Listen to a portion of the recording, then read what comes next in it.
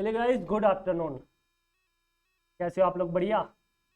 चलिए, तो अपन शुरू करने वाले हैं। अकाउंट क्या पढ़ने वाले हैं? ठीक है। और ऑब्वियसली आप जो कोर्स कर रहे हो उसका नाम है सीए, चार्टर्ड अकाउंटेंट। तो अकाउंटिंग के बारे में तुमको पता होना जरूरी है। क्या होता है अकाउंट्स, बताओ।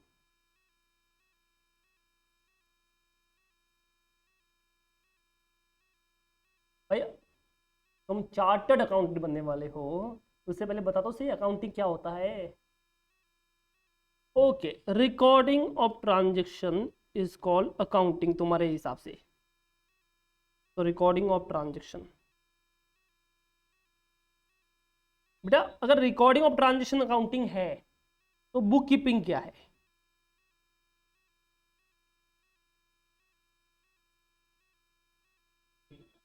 मेंटेन करना। किसको मेंटेन करना? ट्रांजेक्शन को मेंटेन करना। कैसे? अच्छा, थोड़ा सोचो। अकाउंटिंग किसे बोलते हैं, बुक कीपिंग किसे बोलते हैं? बुक कीपिंग मतलब रिकॉर्डिंग ऑफ ट्रांजेक्शन, तो अकाउंटिंग क्या है?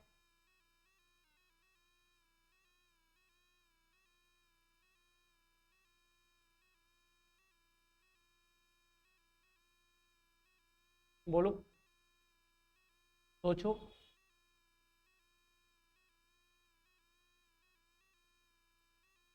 क्या लगता है ये अकाउंटिंग बुक कीपिंग क्या है?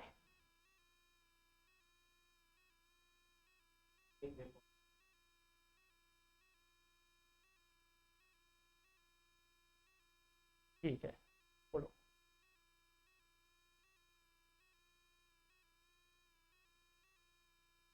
हम्म। हम्म। वो तो क्यों मेंटेन करते हैं उसका आंसर क्या? वाई का आंसर आ गया। मैं तो पूछा व्हाट। पीछे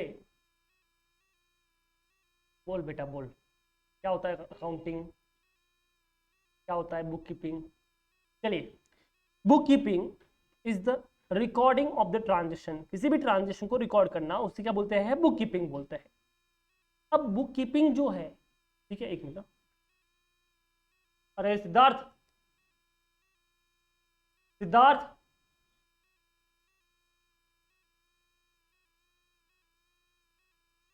माइक देना, माइक। माइक माइक स्पीकर वाला। तो सिर्फ रिकॉर्डिंग करना इज कॉल्ड बुक कीपिंग। आपने बुक कीपर को देखा है? देखा है, मैं गारंटी देता हूं देखा है आपने। सोचो, कहाँ देखा है बुक कीपर को? घर पे ही देखा है, पेरेंट्स लोग रिकॉर्डिंग करते हैं। दुकान पे भी देखा होगा, कुछ लोग लिख के रखते हैं। अरे कहीं नहीं देखा? डीमार्ट गए हो? क्या होता है डीमार्ट में? सामान लिया आपने, फिर बिल बनाते हो, काउंटर पे जाते हो। क्या होता है काउंटर पे? एक बंदा खड़ा होता है। क्या करता है वो? आपसे पूछता है सामान, आप उसके सामने देते हो, ये सामान लो भैया। तो वो उधर, वो क्या करता है, सामान जो होता है ना, वो आप लेके चले गए। वो काउंटर पे खड़ा है और फिर पूछेगा कैश की कार्ड, आप बोलते हो कैश या कार्ड जो भी है। तो वो क्या करता है, वो सामान लेता है और अपने पीसी में जो कुछ आइटम का नाम लिखता है और सामने आता है, और फिर बिल बनता है, बाहर आता है। देखा कि नहीं दिखा? अब मुझे सोच के बताओ आप लोग, क्या किया उसने? वो बिल बनाया, क्या किया वो? लिखा है, रिकॉर्ड किया उसने कि हमारा डीमार्ट का सेल हो गया। क्या हो गया ये? समझ में आया कि नहीं आया? इसी तरह से जब वो सामान आता है ना, तो रात को आता है, आपको नहीं पता, रात को आता है वो। तो वो उसकी भी एंट्री पास करते हैं सेम वे से। एक एक कोड होता है, वो डालते हैं और एंट्री पास करते हैं। और रात को जब निकलता है तब उनकी एंट्री, जब आप सेल होते हैं तब एंट्री पास करते हैं। वो जो बंदा है, वो बुक कीपर है। क्या कर रहा है वो, मुझे बताओ? रिकॉर्ड। सेल के टाइम पे सेल की, परचेज के टाइम पे परचेज की। अब उसको थोड़ी पता है कुछ। आप जाके उसको पूछना, ओ भैया ये डीमार्ट ने कितना प्रॉफिट कमाया है इस साल? भैया डीमार्ट के पास में कितनी असेट है? भैया डीमार्ट ने कितना लोन लिया है? क्या उसको कुछ भी आइडिया होगा? Answer is no. तो कुछ भी आइडिया? नथिंग। बोले ओए आगे देख, लाइन बढ़ रही है, आगे जो आगे बढ़। ऐसे ही बोला था। क्या ये तुमको समझ में आया कि नहीं आया?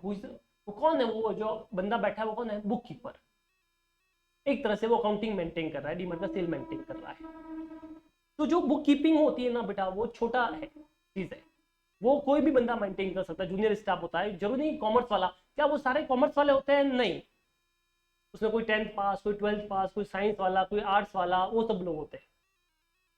तो बुक कीपिंग के लिए कोई खास नॉलेज होना जरूरी है?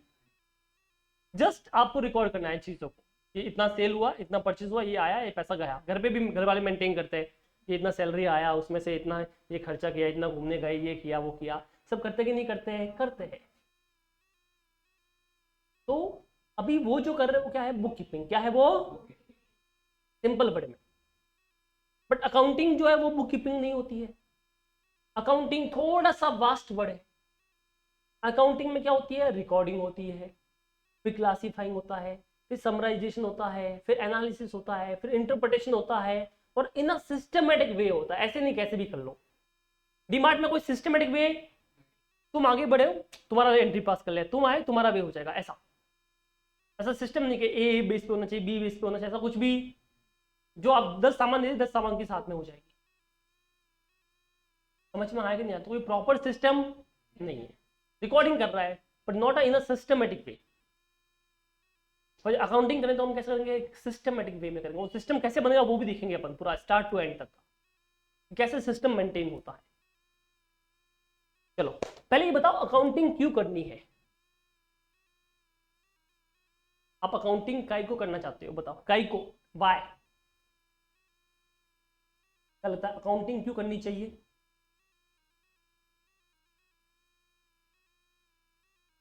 ठीक है, प्रॉफिट या लॉस पता करने के लिए, रेक्टिफाइंग करने के लिए, ओके। और लायबिलिटी कितनी पता करने के लिए, असर कितनी पता करने के लिए, बराबर ना?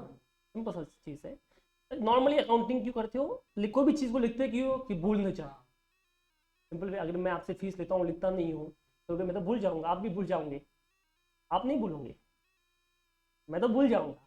मैं बोले कहीं का दिया है फीस? तुम बोले सर रिसिप्ट रिसिप्ट दिया है पैसा। मैं बोला अरे हाँ, बराबर ना?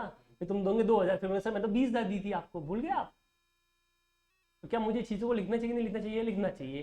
परसों क्या खाया था याद है आपको? सोचो, झूठ मूठ नहीं बोलने का है।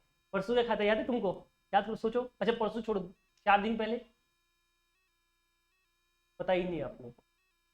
4 दिन पहले खाया हुआ याद नहीं है तो 4 महीने पहले कोई ट्रांजेक्शन किया होगा क्या, उसके बारे में पता होगा? नहीं। तो सबसे पहले तो हमको चीजों को लिखना पड़ेगा ताकि हम भूल ना चाहे। अब जब लिख ही रहे तो हम एक सिस्टमेटिक मैनर में लिखेंगे कि उसका कुछ मतलब निकलेगा, और उससे हम एंड में एक रिजल्ट पे पहुंचेंगे। उस रिजल्ट को बोलते हैं प्रॉफिट और लॉस, बराबर ना? तो ये पूरा जो है वो अकाउंटिंग का प्रोसेस होता है। अब और जो ये बंदा काम करता है उसे क्या बोलते हैं प्यार से? अकाउंटेंट। क्या बोलते हैं उसको? तो जो अकाउंटिंग की खोज हुई, अपन ऐसा बोल सकते हैं, अकाउंटिंग जो आया था वो तो बहुत पहले से आया है, बट एक सिस्टम आया था डबल एंट्री सिस्टम, वो आया था 1494 में, लुका पेशोली लेके आए थे। अच्छा मुझे बताइए, ये अकाउंटिंग जो है, ठीक है, वो तो बहुत पहले आई थी। बहुत पहले मतलब बहुत पहले, कितना पहले? बहुत बहुत बहुत बहुत पहले। तुम्हें पता है एक पुराना अकाउंटेंट नाम सुना है तुमने? याद है किसी पुराने अकाउंटेंट का? सोचो, जानते हो तुम? मैं लिख के देता हूँ, नाम तुमने सुना है? एक पुराने अकाउंटेंट है, इंडियन हिस्ट्री में पाया गया है वो। बताओ सबसे पुराने अकाउंटेंट कौन है? कौन है सबसे पुराने अकाउंटेंट? आर्यभट्ट। वो तो सारा जीरो निकाल के आए, लेके आए तेरे अकाउंटिंग में। हाँ,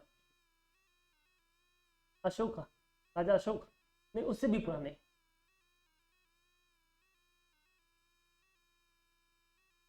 सोचो सबसे पुराने अकाउंटेंट कौन होंगे?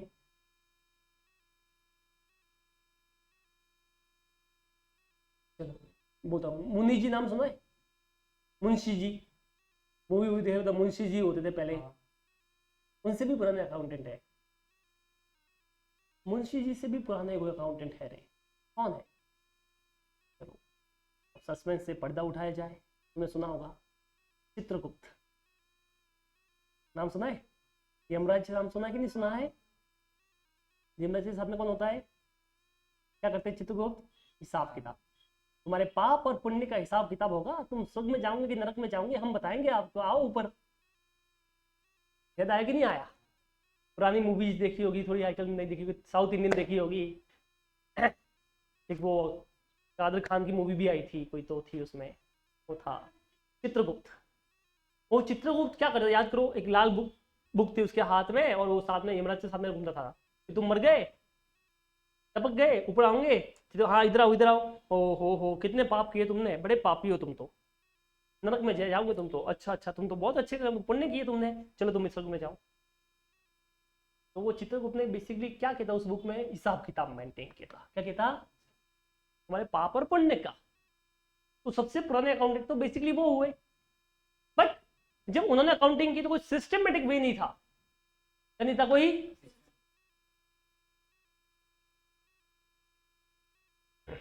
क्या बोला, कुछ समझ में आया? वो ऐसी अकाउंटिंग थी, कोई सिस्टमेटिक वे नहीं था। जैसे फॉर एग्जांपल लॉ, आज मैं अगर तुम्हारा मर्डर कर लूं, मैं गुस्सा हो जाऊं तुम पे ऊपर, तुम बातें कर रहे हो, ठीक है, ये बोतल उठा के तुम्हारे सर पे मार दो, तुम मर जाओ, क्या मुझे जेल होगी? कहाँ लिखा है? और में लिखा है अपने इंडिया में कौन सा बना हुआ है? आईपीसी। मूवीज में देखा होगा, सुना होगा, दफा 302 के तहत तुमको सजाए मौत मिलती है, आईपीसी। आईपीसी दफा, नेक्स्ट टाइम मूवी देखो ना, सुनना क्या बोलते हैं वो, आईपीसी बोलते हैं, इंडियन पिनल कोड। हाँ, आईपीसी की धारा, इंडियन पिनल कोड बोलते हैं। वो बेसिकली आईपीसी क्या है? एक लॉ की बुक है, समझ में आया? उसमें लिखा हुआ है कि अगर आपने ये क्राइम किया था उसके बदले में ये सजा मिलेगी, और ये किया तो ये मिलेगी। तो ये लिखा हुआ है, लॉ की बुक है। तो क्या आज से पहले, जब ये लॉ की बुक तो जब इंडिया आजाद हुआ तब की बनी है, अच्छा उससे पहले अंग्रेज थे तब की बनी हुई है, पर क्या उससे भी पहले राजा महाराजा के टाइम पे भी ऐसा कोई रूल थे? बिल्कुल थे। हाँ, बट क्या वो प्रॉपर सिस्टमेटिक में लिखा हुआ था कि ऐसे ही था? ऐसे ही था। कोई राजा अपने हिसाब से सजा दे रहा है, कोई पंच बने हुए, कोई मुखिया बना हुआ है, वो सब अपने अपने हिसाब से सजा देते थे। कोई चोरी करके आ गया, मुझे 2 चमाट मार ले, फिर छोड़ दे उसको। समझ में आया कि नहीं आया? कोई मर्डर करके आ गया, बोला हाँ तुम्हारे घर की मुर्गी है, इसको दे दो, चलेगा। पहले ऐसे थे रूल, अपने अपने हिसाब से सब राजा ने बनाए। तो क्या कोई सिस्टमेटिक वे था? Answer is no. रूल तो पहले भी था, फिर कॉन्स्टिट्यूशन बना, फिर उसमें फिर आईपीसी आया, और फिर एक सिस्टमेटिक वे बना। तो फिर आज जो अपन क्राइम करेंगे उसकी सजा आपको यहाँ पे भी वही मिलेगी, राजस्थान में करो तो भी मिलेगी, और उदयपुर करो तो भी मिलेगी, कहीं पे भी करो, गुजरात में करो तो भी मिलेगी। तो एक सिस्टमेटिक वे बनाया और उसके हिसाब से वो लेके आए। तो अकाउंटिंग तो उस टाइम पे भी थी, चित्रगुप्त के टाइम पे थी, उस टाइम से आ रही है, बट कोई प्रॉपर सिस्टम ऐसे ही हिसाब किताब मेंटेन था। उससे कैसे प्रॉफिट निकलता है, कैसे लॉस निकलता है, क्या पोजीशन है, कोई पता नहीं था अपने को। फिर ये लूका पेसियोली जो थे बंदा, 1494 की बात है। कब की बात है? वो लूका पेसियोली नाम का बंदा था, वो था इटालियन मैथमेटिशियन। कौन था वो? तो जैसे न्यूटन के सर पे क्या गिरा? एप्पल। इसके दिमाग में पता नहीं क्या गिरा, तो ये बोलता है कि यार ये सब लोग हिसाब तो मेंटेन करते हैं, but there is no proper system.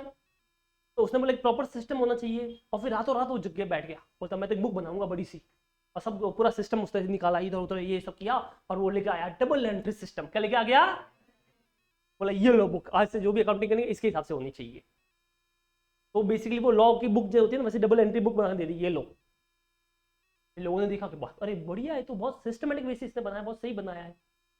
जैसे जो ग्रेविटी है वो तो पहले भी तो थी, ऐसा थोड़ी न्यूटन के सर पे वो एप्पल गिरा तभी ग्रेविटी आई, क्या उससे पहले चीजें नीचे नहीं आती थी? क्या आती थी, बट कोई सिस्टमेटिक नाम नहीं था उसका, ग्रेविटी नाम नहीं था, मतलब गिर रहा है ऐसे बोलते थे। तो सेम चीज हुई, तो लुका पेसोली भाई साहब लेके आ गए, और फिर वो लेके आए डबल एंट्री सिस्टम। क्या लेके आ गए वो? ठीक है, और फिर वो लेके आया कि देखो क्या होता है, मोटा मोटी 2 चीजें होती है, एक होती है डेबिट और दूसरी क्या होती है? और ये एट दी एंड में जो डेबिट होगा उतना ही क्रेडिट होना चाहिए और मैच होना चाहिए। और उसके बेस में उन्होंने कुछ प्रिंसिपल बना दिए, कुछ रूल बना दिए, और वो पूरा डबल एंट्री सिस्टम का बुक बना दिया। क्या ये तुमको समझ में आया? तो इस तरह से लुका पेसोली वही बंदा है जिसने तुम्हारी जिंदगी खराब की, वही तुमको बोलेगा अकाउंटिंग तुमको पढ़ने की और इस हिसाब से करने की है। क्या ये आपको समझ में आया? चलो, अब क्या होता है कि अकाउंटिंग का प्रोसेस कैसा होता है, लुका पेसोली ने क्या बोला वो सुनिए। वो तो बोलता है सबसे पहले बिजनेस में होते हैं ट्रांजेक्शन। क्या होता है बिजनेस में? बिजनेस में आपका ट्रांजेक्शन होता है या कुछ इवेंट्स होते हैं,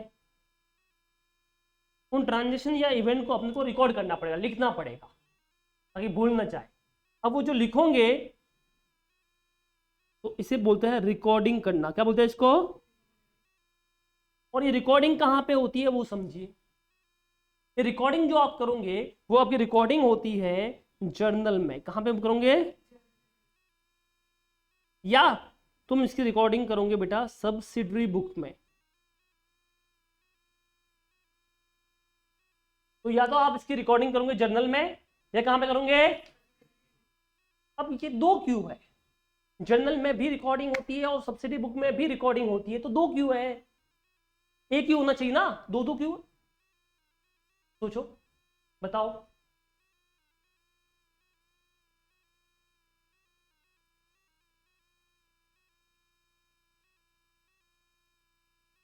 जर्नल मतलब सारा ट्रांजेक्शन उसी में रिकॉर्ड होगा, और सब्सिडी बुक मतलब आप ट्रांजेक्शन रिकॉर्ड तो कर रहे हो पर अलग बुक में कर रहे हो।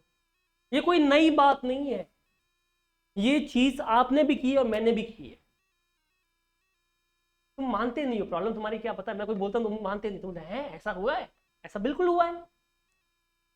अब मैं एक्सप्लेन करूंगा, तुम बोलोगे हाँ सर हमने किया है ऐसा। नहीं मानते ना? अभी सुनो, जब तुम छोटू थे, क्या थे तुम? छोटू, नंगू पुंगू घुमा करते थे इधर उधर। उस टाइम पे क्या हुआ था? आपने लाइफ में लिखना सीखा होगा फर्स्ट टाइम पे। तब घर पे कोई छोटा भाई बहन होगा, पड़ोसी का होगा, घूम रहा होगा। अब देखिए, जब वो लिखना सीखता है तो घर वाले क्या करते हैं? घर वाले उसको एक बुक देते हैं, दो बुक देते हैं, 10 बुक देते हैं, 100 बुक देते हैं, कि पट्टी देते हैं। पट्टी बेसिकली पट्टी होती है। चलो किसी का रईस होंगे तो एक नोटबुक दे दिया होगा, वो अलग बात है। बाकी हमारे घर वालों ने तो हमको पट्टी दी थी, स्लेट जिसे बोलते हैं। स्लेट बराबर ना, पट्टी जिसे प्यार से हिंदी में बोलते हैं वो पट्टी बोलते हैं, स्लेट बोलते हैं। अच्छा किसी के रईस होंगे तो नोटबुक दी थी होगी, वो अलग बात है। तो उस लड़के ने जब सीखा होगा लिखना, जो तुम्हारा पड़ोसी का भाई बहन छोटा में जो भी है, वो जब सीखता है लिखना, तो आपको पता है कि वो जब सीख रहा तो सब चीजें सीखता है स्टार्टिंग में। तो जैसे आप उसको सिखाते हो अ आ, आप उसको सिखाते हो ए बी सी डी, आप उसको सिखाते हो 1 2 3 4, ऐसा सिखाते हो नहीं सिखाते हो? सिखाते हैं। आप उसको ऐसा रोमन भी सिखाते हो 1 2 3 जो भी होता है। तो सोच के बताओ, क्या आपके घर वाले उस छोटे बच्चे को जो अभी भी लिखना सीखा है, क्या उसको अलग अलग बुक देते हैं ऐसे ऐसे कि एक ही बुक देते हैं? एक बुक या पट्टी जो भी है वही देते हैं। क्यों? अफोर्ड नहीं कर सकते। कितना होगा एक बुक का? 20 रुपया। 5 बुक होती तो 100 रुपया। अफोर्ड नहीं कर सकते क्या? हम लोग इतने गरीब है क्या कि हम अफोर्ड नहीं कर सकते बच्चों के लिए 100 200 रुपया खर्च नहीं कर सकते? कर सकते ना, बट हम करते नहीं है। क्यों? आता ही नहीं है कुछ। क्या लिखेगा पूरी नोटबुक में? अच्छा मान लो आपने बुक भी दी तो अ आ ई ए, दूसरे पेज पे ए बी सी डी, तीसरे पे 1 2 3 4, और बाकी जितनी भी बुक बची उसमें यूं पूरी नोटबुक में ऐसा करते दिखेगा। होता है कि नहीं होता? चेक करना जाके अपने भाई बहन छोटा कजिन वजिन कोई होगा ना, उससे जो बुक देखना, नोटबुक देखना, उसमें मुश्किल से उसने 4 5 पेज लिखे होंगे, पूरी बुक में ये मिलेगा ऐसा किया होगा। या फिर वो आधी ब्लैंक की यूं यूं मिलने वाली जो कचरे में घूम रही होगी। तो हमको पता है कि वो जो बुक दी है वो भी इससे भरी नहीं जाएगी, तो ये अलग अलग बुक क्यों देने का? पैसा वेस्ट क्यों करेगा? क्यों फालतू टाइम वेस्ट करने का? Same rule. जब बिजनेसमैन छोटा होता है, क्या होता है? बिजनेसमैन पान के गल्ले वाला है, लॉन्ड्री वाला है, तो उससे कितने ट्रांजेक्शन होते हैं? लिमिटेड, बहुत लिमिटेड। लॉन्ड्री वाला है तो क्या होगा? 10 लोग कपड़े लेके आएंगे, उसको आयरन करेगा, दे देगा, बस सेल का एंट्री हो गया। लाइट बिल महीने में एक बार पे करता है, बराबर ना? आयरन एक बार लेके आता है 10 5 साल में जो भी है। उसके ट्रांजेक्शन कितने होते हैं पूरे महीने में? 10 12 ट्रांजेक्शन या 20 ट्रांजेक्शन या इतने 50 100 ट्रांजेक्शन मान लो, इतने ही होते हैं। तो क्यों अलग बुक मेंटेन करना? एक ही करो। अच्छा जैसे जैसे आप बड़े हुए, आप सेकंड स्टैंडर्ड में आए, थर्ड में आए, आप फिफ्थ में आए, 8 में आए, 10 में आए, 11 12 अभी आपने किया, आप सीए करोगे, तो क्या आप जो भी पढ़ने वाले हो वो सारा एक बुक में नहीं लिख सकते क्या? लिख तो सकते हो ना? लिख तो सकते हो, पर लिखते हो क्या? क्यों? सोचो, आपने आज अकाउंट्स पढ़ा, आपने एक नोटबुक में 4 5 पेज में अकाउंट लिख दिया। कल तुमने लॉ पढ़ा, 5 10 पेज में वो लिख दिया। फिर तुमने मैथ्स पढ़ा, थोड़ा वो मैथ्स लिख दिया। फिर तुमने एलआर पढ़ा, वो लिख दिया। फिर तुमने वापस इकोनॉमिक्स पढ़ा, वो लिख दिया। सब लिख तो दिया, जब पढ़ना पड़ेगा तब खत्म, टाटा बाय बाय। ढूंढने में दिक्कत होगी कि नहीं होगी? तो हम इसका इलाज क्या करते हैं बताओ? क्या करते हो तुम लोग? अलग बुक मेंटेन करते हो, एक बुक अलग, अकाउंट्स का बुक अलग, लॉ का अलग, इको का अलग, IT का अलग, OC का अलग। क्या हमने एक बुक मेंटेन की अलग की, अलग अलग डिफरेंट टाइप ऑफ बुक्स अपन ने मेंटेन की है बेटा। तो हमने different type of books maintain की है। क्यों की है? क्योंकि हमको पता है कि बात पैसों की नहीं है, हमको पता है कि जब ढूंढना पड़ेगा तो इजी रहेगा ऐसे में ढूंढने को। समझ में आया कि नहीं आया? अलग बुक हुई तो ढूंढना इजी रहेगा अपने को, और एक ही बुक हुई तो ढूंढना मुश्किल पड़ जाएगा। तो तुम्हारी कंपनी बड़ी है बेटा, तुम्हारी कंपनी थोड़ी बड़ी है, ज्यादा ट्रांजेक्शन होते हैं, तो क्या आप एक ही बुक में लिखोगे, अलग बुक में लिखोगे? अलग अलग बुक में। तो आपने क्या किया, जो मेन मेन बुक होती है ना उन सबको बांट दिया। तो आपने अलग अलग बुक को बांट दिया। जैसे फॉर एग्जांपल सबसे ज्यादा बिजनेस में ट्रांजेक्शन होते हैं कैश वाले और चेक वाले, तो उसको अपन ने डाल दिया कैश बुक में। कहाँ पे डाल दिया? इसी तरह से अपना परचेज बहुत होता है तो अपन ने उसको डाल दिया परचेज बुक में। फिर सेल्स बहुत होता है तो अपन ने उसको कहाँ पे डाल दिया? सेल्स बुक में।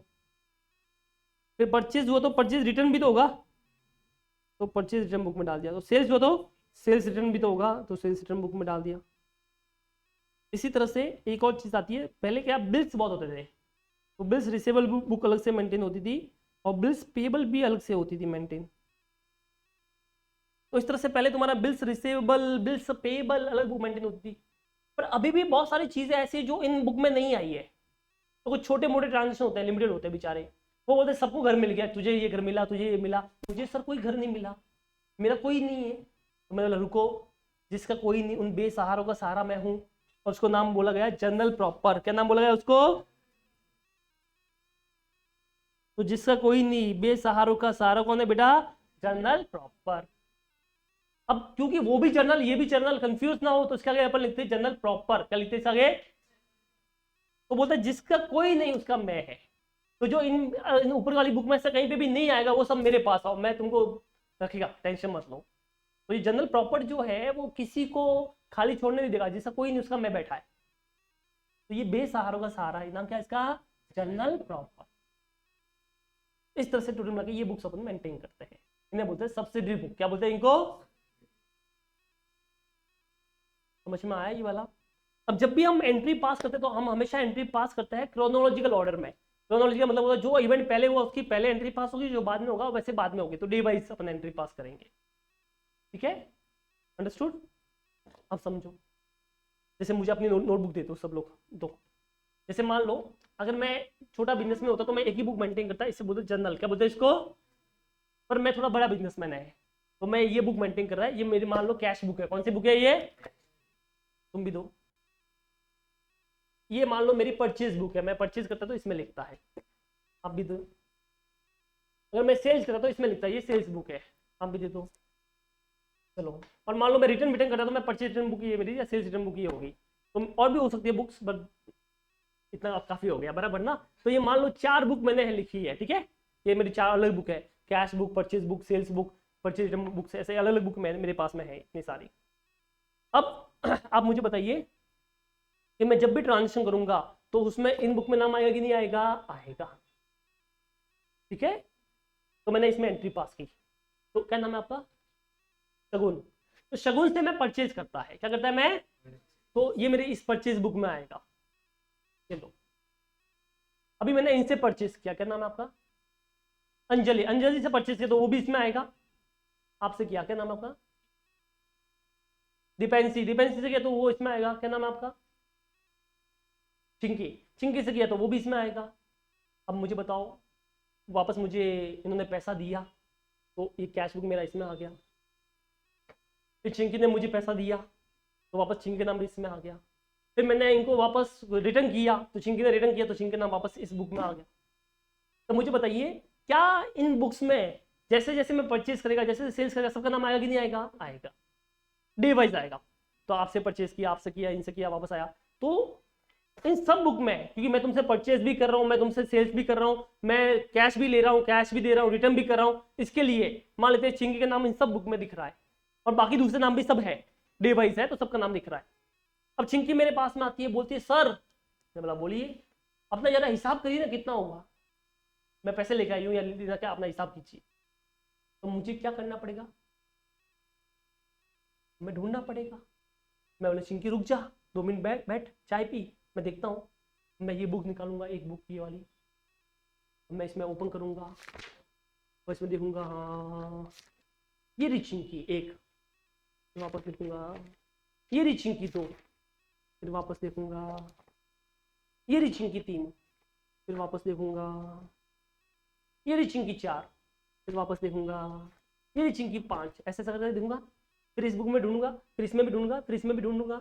चिंकी बोलेगी सर मैं 2 साल बाद आती है, तब तक आप ढूंढ के देखो। सही बात है गलत बात है? ये तो छोटी कंपनी इतनी है, बड़ी बड़ी कंपनी होती है जिसमें दिन के हजार ट्रांजेक्शन होते हैं, उनकी इतनी सारी बड़ी बड़ी बुक होती होगी मोटी मोटी। अब क्या होता होगा तकलीफ, ये हर बुक में या ऑलमोस्ट किसी बहुत सारी बुक में चिंकी का नाम होगा और उन सब में ढूंढना पड़ेगा, और वो साथ में भी नहीं है, वो अलग पेज पे है, किसी पे नहीं भी है, किसी पे है, किसी पे आगे है, किसी के पीछे है, तो कितना टाइम जाएगा, बहुत टाइम कंज्यूमिंग हो गया। तो रिकॉर्डिंग करा था वो तो हमने कर लिया, बट ये एक समस्या होगी कि मान लो कोई पर्टिकुलर कोई चीज़ है उसको ढूंढना है, कोई अकाउंट को ढूंढना है, जैसे चिंकी का अकाउंट ढूंढने का है, तो मुझे सारी बुक में ढूंढना पड़ेगा और मेरे लिए बहुत ज़्यादा टाइम कंज्यूमिंग होगा और क्लाइंट भाग जाएगा। अपने को चाहिए क्लाइंट भाग के नहीं जाए, पैसे देने तो लो फटाफट। तो क्या किया जाए, तो एक समस्या होगी, एक प्रॉब्लम होगी, इसका सॉल्यूशन है बेटा। अब रिकॉर्डिंग करने के बाद हमको हमेशा उसे करना पड़ता है क्लासीफाई। हम इसको आगे करेंगे क्लासिफिकेशन, क्या करेंगे अपन इसका। अब वो जो क्लासिफिकेशन है बेटा वो होता है लेजर में। कहां पे होता है? अब लेजर क्या बला है वो समझ लो।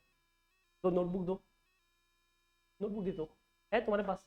तो कोई भी एक दे दो तो।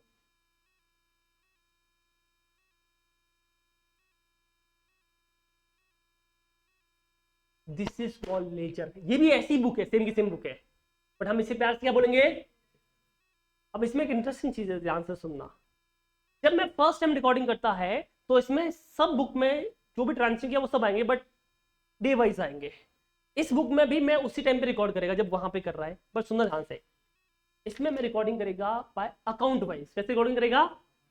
तो क्या करूंगा मैं, जैसे ये बुक है इसमें सबका नाम है, जैसे मान लो अंजलि है तो ये अंजलि है, ठीक है, ये चिंकी है, ऐसे सबका नाम है। अब ये चिंकी, इधर नाम लिखा चिंकी। अब चिंकी जब भी उस बुक में आएगा तो इधर भी आएगा, बट इस बुक में सब साथ में आएगा, एक ही जगह पे आएगा।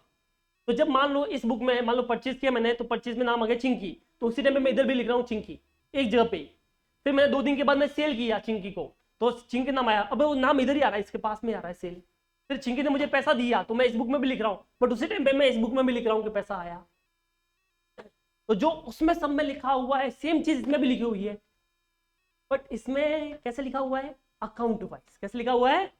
मतलब चिंकी की जो भी ट्रांजेक्शन है वो सब इस 2 पेज पे आए हुए, 2 या 3 पेज या 5 पेज जो भी होंगे, बट ये सब एक साथ में आए हुए। इससे क्या होगा?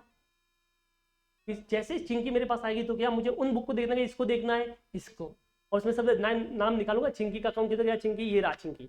तो जितने भी चिंकी के ट्रांजेक्शन जो इन बुक में है वो सब एक साथ में इधर आ जाएंगे कि 2 तारीख को परचेज हुआ, 4 तारीख को परचेज हुआ, 10 तारीख को परचेज हुआ, 5 को सेल हुआ, ये पैसा आया, ये पैसा गया, ये गया, ये सब 1-2 पेज में आ गया, खत्म। तो हमने क्या किया, जब जब मैंने इस बुक में चिंकी चिंकी लिखा, इस बुक में मैंने वापस चिंकी चिंकी ढूंढ ढूंढ के लेके आया, पर वो अलग अलग पेज पे था, अलग अलग जगह पे था। यहाँ पे एक ही पेज पे या 2-3 पेज जो भी है साथ साथ में आया। इसे बोलते हैं लेजर। क्या बोलते हैं इसको? अब समझो, जब उसका फॉर्मेट बनाऊंगा तो मैं उसमें इस बुक का रेफरेंस दूंगा, और जब मैं ये बुक बनाऊंगा तो उसमें मैं इसका रेफरेंस दूंगा। क्यों? कल कोई चिंकी आ गई, सर मैंने तो ये परचेज ही नहीं किया, तो मैं ये देख रहा हूँ, अब तो अब ये बोलते मैंने तो ये परचेज ही नहीं किया, तो मुझे बाद में ये पूरी बुक को ढूंढना पड़ेगा, तो कितना ज्यादा टाइम कंज्यूमिंग होगा। तो मैंने क्या दिमाग चलाया, जब मैं इसमें लिख रहा हूँ चिंकी ये परचेज किया, तो इसमें मैंने लिखा कि ये इस बुक में इस पेज नंबर पे है, GFNLF। तो जब मैं यहाँ पे जब इधर रिकॉर्डिंग कर रहा था, इधर इस बुक में, परचेज बुक में या सेल बुक में, तो मैं इसका फॉर्मेट होता है डेट पर्टिकुलर LF। LF मतलब पोलियो। बेसिकली क्या होता है इसका रेफरेंस, कि ये जो अकाउंट है ये इस वाली बुक में इस पेज नंबर पे मिलेगा। और जब ये बुक लिख रहा था, दिस बुक, तो मैंने इसमें क्या लिखा कि ये क्या फॉर्मेट, डेट पर्टिकुलर JF, कि ये जो है मैंने अकाउंट जो उठाया है वो इस पेज नंबर से उठाया। तो कल उठ के अगर कुछ भी प्रॉब्लम हुई तो क्या मुझे सारा ढूंढना, कैसे वो पेज नंबर रेफरेंस करना है, ओनली पेज नंबर, इस बुक में ये पेज नंबर मिलेगा, इसमें ये पेज नंबर में, 2 मिनट में काम हो जाएगा। तो जब भी फॉर्मेट बनाएंगे तो हम कैसे रेफरेंस देंगे, डेट पर्टिकुलर, इसमें दूंगा LF का और इसमें दूंगा JF। ये हो गया तुम्हारा रेफरेंस। कल उठे को भी दिक्कत होगी तो हो गया काम। तो ये बेसिकली लेजर क्या किया हमने, क्लासीफाई किया है। क्या किया अपन ने? क्लासिफाई हमने क्लासिफिकेशन किया है कि इन अलग अलग बुक में जो नाम थे उन सबको ढूंढ ढूंढ के एक ही बुक में एक ही पेज पे लेके आ गए। जब मैं एक पेज बोल रहा हूं तो जरूर नहीं एक पेज होगा, 2-3 पेज भी हो सकते हैं, पर मैं बोल रहा हूं एक ही जगह पे साथ साथ में खींच के लेके आए। क्या ये तुमको समझ में आया? तो कल उठ के मुझे किसी के भी चीज का रेफरेंस देना है तो क्या मुझे उनको ढूंढना है कि इसको ढूंढना है? एकदम सिंपल, फट से मुझे सारा रेफरेंस मिल जाएगा इस बुक में। तो जितना ट्रांजेक्शन उसमें लिखा हुआ है सेम ट्रांजेक्शन इसमें भी लिखा होगा, बट फर्क इतना होगा कि वहां पे क्या होगा, डे वाइज होगा और सब मिक्स होंगे। हाँ ऐसा है कि ये परचेज बुक में तो इसमें सारे परचेज से ट्रांजेक्शन होंगे बट सबके मिक्स होंगे। तुम्हारा भी नाम होगा इसमें, तुम्हारा भी होगा, तुम्हारा भी होगा, तुम्हारा वापस इसका होगा, वापस इसका होगा, वापस इसका होगा, ऐसे होगा। बट इस बुक में एक ही जगह पे इनका नाम सब एक ही जगह पे मिल जाएगा। अगर जब हिसाब करने आएंगे तो क्या मुझे 2 साल वेट करना है कि तो 2 मिनट में दिखा दूंगा? 2 मिनट में रुको, ये रहा चिंकी, ये रहा चिंकी, देखो ये चिंकी, ये 10 दिन में ये पूरे साल में इतनी बार परचेज किया, इतनी बार सेल किया, ये पैसा आया, ये पैसा गया, ये हिसाब तुम्हारा लो, खत्म। 2 मिनट में काम हो गया अपना। क्या ये आपको समझ में आया? इसको डाउट है तो बताइए। डन। और एक समस्या है, ये भी तो इतनी मोटी बुक है, कई बार इंसान को है ना ऐसा डिटेल में जानने का मजा नहीं आता है, शॉर्ट में जानने का बड़ा मन होता है। इतना बुक कौन पढ़ेगा? नहीं होता? कई बार होता कि नहीं होता कि हमको डिटेल में चीज नहीं चाहिए, शॉर्ट में चाहिए होती है। नहीं मानते ना? मानोगे अभी तुम। चलो अभी देखो मैं तो CEO, ठीक है, तो तुमको ऐसा दिल में आता होगा ना सर कितना कमाते हैं, CEO कितना कमाता है सर, दिल में आता होगा ना। अगर तुम मुझसे पूछोगे सर कितना कमाते हो तो मैं बता दूंगा। अगर तुम मुझसे पूछते हो आज अभी कि सर कितना कमाते हो आप, तो मैं आपको एकदम रियल अर्निंग बता दूंगा। बता दूं? चलो 1 अप्रैल 2023 से शुरू करते हैं। 1 अप्रैल 2023 को मैंने 500 रुपये कमाए, फिर 2 तारीख को 700 कमाए, फिर 3 तारीख को 800 कमाए, फिर 4 तारीख को 1000 कमाए, फिर 5 तारीख को 600 कमाए, फिर 7 तारीख को 200 कमाए, फिर 8 तारीख को छुट्टी मारी, फिर 9 तारीख को 1000 कमाए, फिर 10 तारीख को 200 कमाए, फिर 11 तारीख को 500 कमाए, फिर 12 को 400 कमाए, फिर 13 को 500 कमाए, फिर 15 को 500 कमाए, फिर 1600 कमाया, फिर 700 कमाया, फिर 800 कमाया, फिर 900 कमाया, फिर 1000 कमाया, फिर 500 कमाया, फिर 300 कमाया, फिर 200 कमाया, फिर 500 कमाया, फिर 400 कमाया, फिर 0 कमाया, फिर 500 कमाया, फिर 800 कमाया, फिर 900 कमाया, फिर 1000 कमाया, फिर 400 कमाया, फिर 300 कमाया, फिर 1200 कमाया, फिर 1500 कमाया, फिर 1000 कमाया, फिर 500 कमाया, फिर 100 रुपए कमाए। ये तो 1 महीना हुआ, अभी 11 महीने बाकी है। बताओ क्या हुआ? नहीं सुनना? क्या चाहिए अपने को? क्या डिटेल में चाहिए कि टोटल चाहिए? सम टाइम हमको डिटेल में चीजें क्या चाहिए होता है? टोटल। तो कंपनी है, हमको चाहिए कितना सेल्स किया, वो बंदा मुझे पूरा इतना डिटेल दे रहा है कि 365 दिन में मैंने इतना सेल किया, यूं भर भर के दे रहा है कि देखो ये इस क्लाइंट से इतना पैसा सेल किया, इसको इतना किया, इसको इतना किया। तो मुझे वो थोड़ी चाहिए, इतना कौन देखेगा? इन्वेस्ट करना 100 रुपया और देखूँ मैं इतना सारा। तो मुझे बताओ क्या मुझे वहां पे सब चाहिए कि टोटल चाहिए? टोटल। तो एट द एंड में वी वांट टोटल। टोटल कितना सेल्स हुआ, टोटल कितना परचेज हुआ, कितना रेंट पे किया, टोटल रेंट कितना पे किया, टोटल कितना इलेक्ट्रिसिटी बिल पे किया, सब टोटल टोटल टोटल चाहिए अपने को। अब तो ये एक प्रॉब्लम होगी, इसमें तो टोटल मिलता नहीं है, इसमें तो पूरा ये बुक मिला इतना बड़ा। तो जो ये इतना बुक भी है, अब इसमें मान लो चिंकी भी है तो चिंकी 2 पेज पे आ गई पूरे परचेज सेल्स, तो मुझे चिंकी से पूरे साल में कितना परचेज किया वो नहीं चाहिए, एट द एंड में चिंकी से कितना पैसा लेना या कितना देना वो चाहिए, एक अमाउंट चाहिए। इसमें पूरे साल में कितना रेंट पे किया ना, मेरी 10 दुकान है, 10 दुकान में कितना रेंट पे किया सबका वो लिखा हुआ है, मुझे वो नहीं चाहिए, मुझे चाहिए टोटल कितना रेंट पे किया वो चाहिए। यहाँ पे सारा सेल लिखा हुआ है इतना सारा, मुझे ये नहीं चाहिए, मुझे चाहिए टोटल सेल कितना हुआ वो बताओ। ये तो इतनी बड़ी, हमको चाहिए टोटल 2 पेज 3 पेज का, 1 पेज का, तो ये इसमें तो नहीं मिलता। एक समस्या होगी, प्रॉब्लम होगी। सॉल्यूशन क्या इसका? समराइजेशन। और वो कहाँ पे होता है? ट्रायल बैलेंस में। कहाँ पे होता है वो?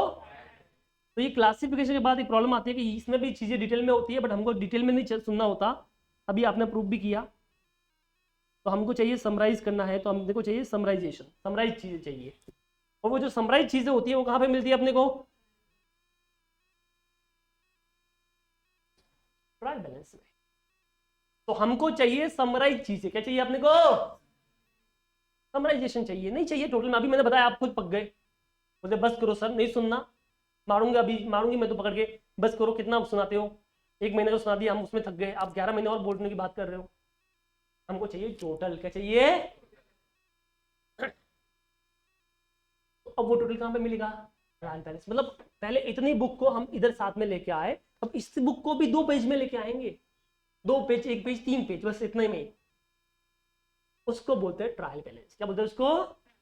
तो इस सब का शॉर्ट में टोटल कितना क्या पे किया, क्या आया क्या गया, वो सब यहाँ पे लिखेंगे, उससे बोलते हैं समराइजेशन, और वो होता है ट्रायल बैलेंस में। कहाँ पे होता है? तो समझो, हमने शुरू किया था इतनी सारी बुक से, फिर एक बुक आई, उसके बाद 2 पेज आए, अभी 2 पेज आए, 1 पेज अपने हाथ में, उसे बोलते हैं ट्रायल बैलेंस। क्या बोलते हैं उसको?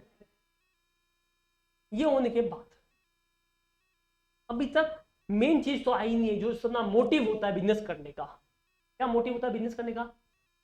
प्रॉफिट पता करना, लॉस जो है पता करना। अभी तक वो तो इसमें कहीं पे भी आया, अब वहां पे पहुंचेंगे। तो अभी हम जब जाएंगे समराइजेशन में, तो हम पहुंचने वाले हैं लास्टली फाइनल रिजल्ट पे।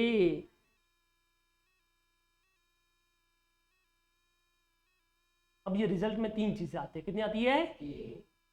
अब ये 3 चीजें कौन कौन सी होती है वो देख लो।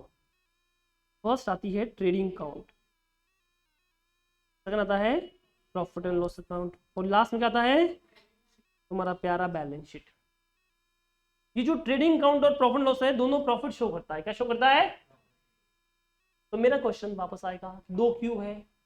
दोनों ही प्रॉफिट दिखाते, 2 क्यों है? एक दिखा।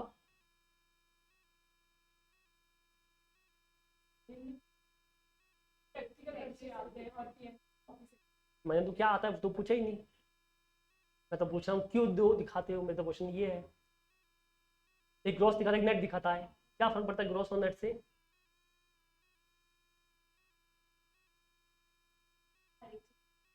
हाँ चलो ठीक है, मैं थोड़ा सा एक्सप्लेन कर लेता हूँ, ठीक है? चलो देखो, मैं एक मोबाइल का बिजनेसमैन हूँ। तो मान लेते ये फोन मैंने कुछ 70,000 में लिया। कितने में लिया? 70,000 में परचेज किया सुबह ही, ठीक है? अभी आ रहा था तो रास्ते में इधर चाय पी रहा था, तो बंदा मिला, फोन दिखा रहा था, उसने बोला मुझे दे दो। मैंने बोला ठीक है। बोला कितना? मैंने बोला 90,000 रुपये। कितना? मैंने बोला ओके सर। मैंने फट से दे दिया 90,000 में, ठीक है? तो 70,000 में लिया था, 90 में इधर नीचे आ रहा था, एक बंदा था पहचान वाला, ठीक है? कॉल किया था मुझे, तो मैंने उसको दे दिया 90,000 में। क्या मैं अच्छा बिजनेसमैन है कि बेकार है?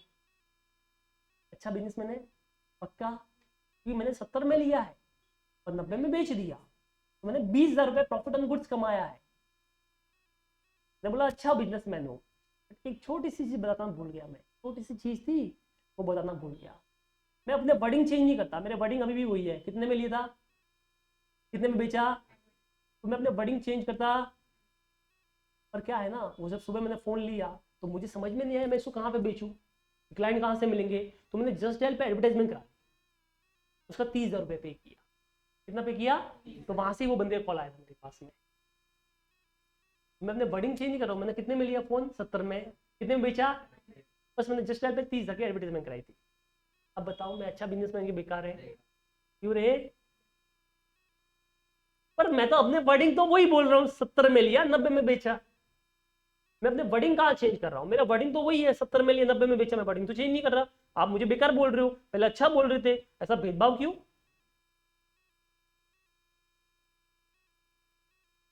समझ रहे हो कि आपने सर प्रॉफिट ऑन गुड्स तो कमाया 20,000, बट ओवरऑल आपने 20,000, ओवरऑल तो आप किसमें आ गए? लॉस में, क्योंकि वो 20 को कमाने के चक्कर में आपने खर्चा कर लिया। आप किसमें आ गए? लॉस में आ गए। 10 आगे लॉस में आ गए तुम लोग। अब मुझे बताओ, ये जो जीपी है ये दिखाता है प्रॉफिट ऑन गुड्स, क्या दिखाता है? मतलब आपने 70 में लिया, परचेज 70 का, सेल 90 का, सो 20,000 रुपए प्रॉफिट ऑन गुड्स हो गया। बट इसको कमाने के चक्कर में आपने और जो खर्चा किया है वो इसे बोलते हैं इनडायरेक्ट एक्सपेंसेस। क्या बोलते हैं इसको?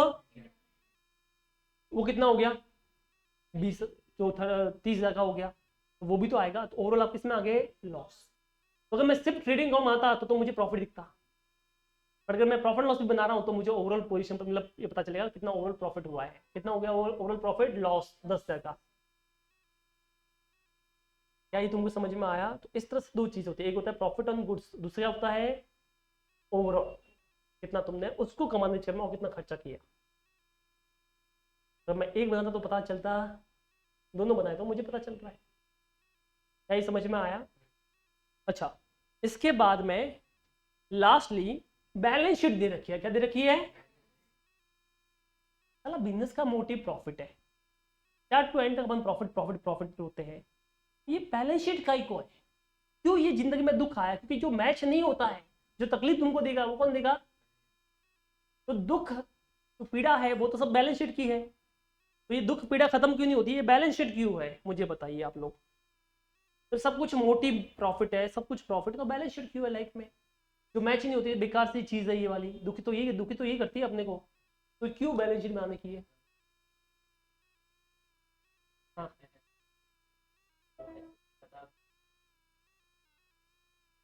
हम्म।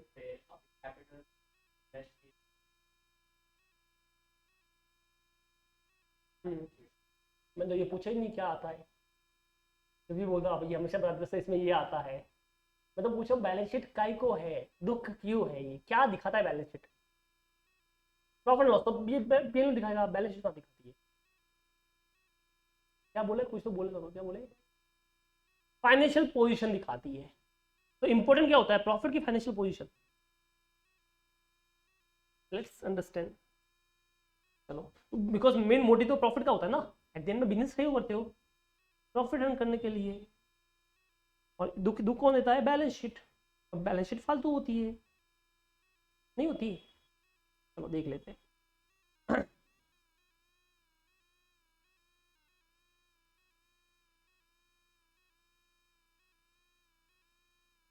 एक सुंदर लड़की है, नाम इसका राम प्यारी। क्या नाम है बेटा इसका? मस्त है ना, क्यूट सी सुंदर सी। अब इसे ये शादी की उम्र हो गई है। अब इसके लिए रिश्ते आए, दो रिश्ते आए। घर वाले परेशान हो गए, तो घर वालों ने बोला इन दोनों में से तो किसी को हाँ बोल दे, वरना हम तेरी शादी अपनी मर्जी से करा देंगे। तो दो रिश्ता आए, एक आया गोलू का,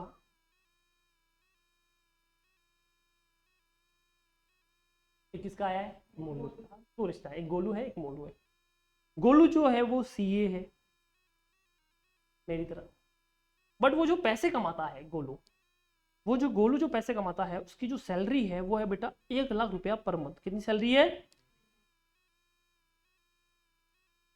मोलू जो है वो भी सीए मेरी तरह, बट वो पैसे मेरी तरह थोड़े कम कमाते हैं, वो कमाता है 10,000 रुपया पर मंथ।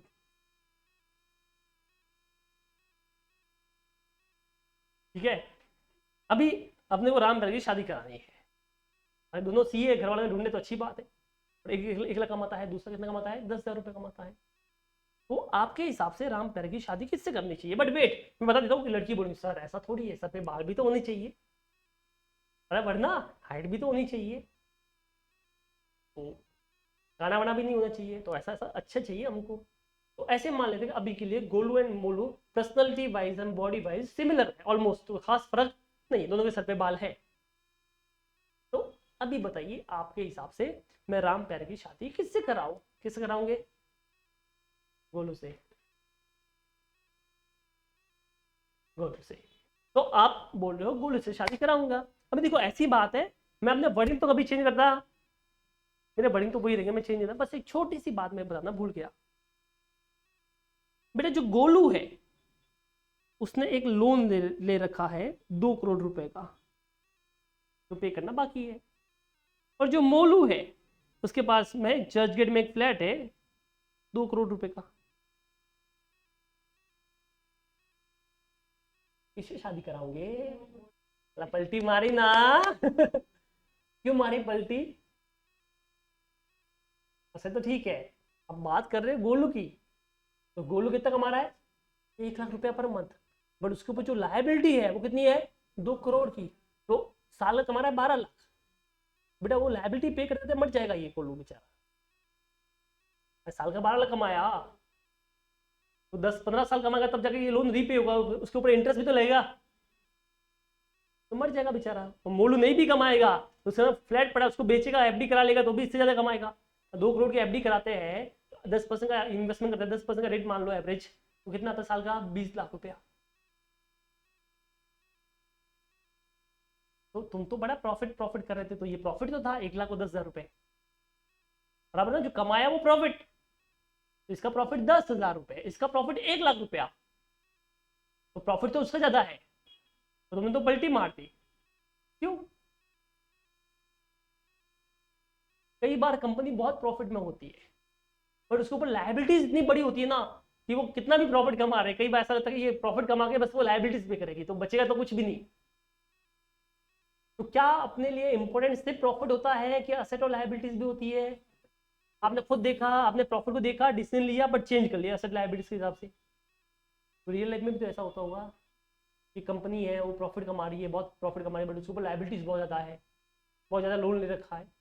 वोडाफोन अच्छा खासा कमा रही है बट लोन इतना ज़्यादा है, जो कमाएगी वो तो सब लोन में जाएगा, तो क्या होगा? क्या होगा? खत्म, टाटा बाय बाय। पता नहीं कब प्रॉफिट कमाएगी, कब बांटेगी, वो तो समझ में नहीं आ रहा है। बट कई बार कंपनी छोटी होती है बट असेट अच्छी खासी होती है उनके पास में, बराबर ना? तो अब बताइए कि क्या प्रॉफिट एंड लॉस इंपॉर्टेंट होता है? हाँ होता है, बट उससे भी ज़्यादा क्या इंपॉर्टेंट हुआ? बैलेंस शीट, जिसमें क्या पता चलता है अपने को? असेट्स एंड, क्योंकि वो डिसीजन चेंज करा देती है इंसान की, तुमने खुद किया है। अब खुद लोगों ने देखो डिसीजन चेंज कर लिया, 5 मिनट के अंदर चेंज कर लिया। तो मुझे बताइए क्या प्रॉफिट लॉस इंपॉर्टेंट है? बट उससे भी ज्यादा इंपॉर्टेंट है असेट्स एंड। तो घर वाले अपने पागल नहीं होते जो पहले जाके पूछते कि भाई जमीन वमीन है, घर है कि नहीं है, कि उनको पता है कि अच्छा खासा कमा रहा है बट घर नहीं है, तो पहले घर लेगा, तो घर लेगा तो लोन पे लेगा, लोन पे लेगा तो ईएमआई पे करेगा, और जब ईएमआई पे करे तो बचेगा क्या? कुछ नहीं। उनकी जगह पे चाहिए, हालांकि वो सही बात है गलत अलग बात है, पर वो अपने हिसाब से सही देख रहे हैं। तो वो आपकी क्या चेक करें, बेसिकली क्या चेक करते हैं? Assets and. हमने खुद देखा डिसीजन क्या होते हैं, चेंज होता है। क्या हमने देखा ये कंपनी 1 लाख रुपए कमा रही है और 10 लाख कमा रही है, बट उसकी लायबिलिटी इतनी ज्यादा है तो ज्यादा कमा के भी कोई मतलब नहीं है।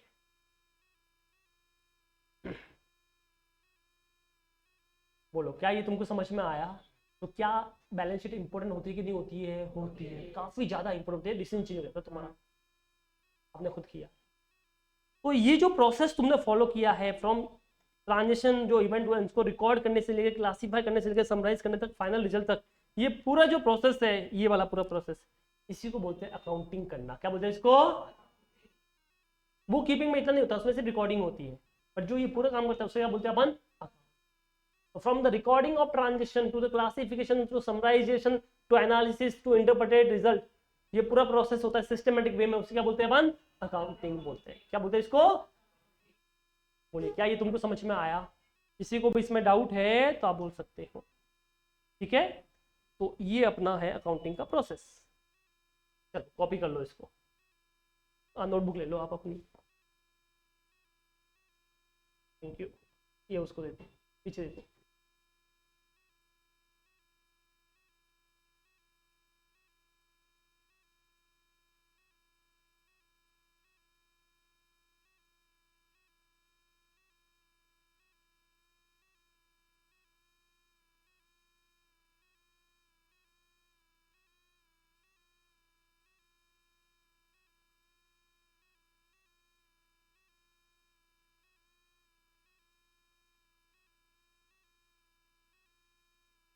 अकाउंटिंग ऐसे लिखो ना, सिर्फ अकाउंटिंग लिख दो, ये तो ऐसे ही है शुभारंभ में अपना, प्रोसेस ऑफ अकाउंटिंग ऐसे लिख दो।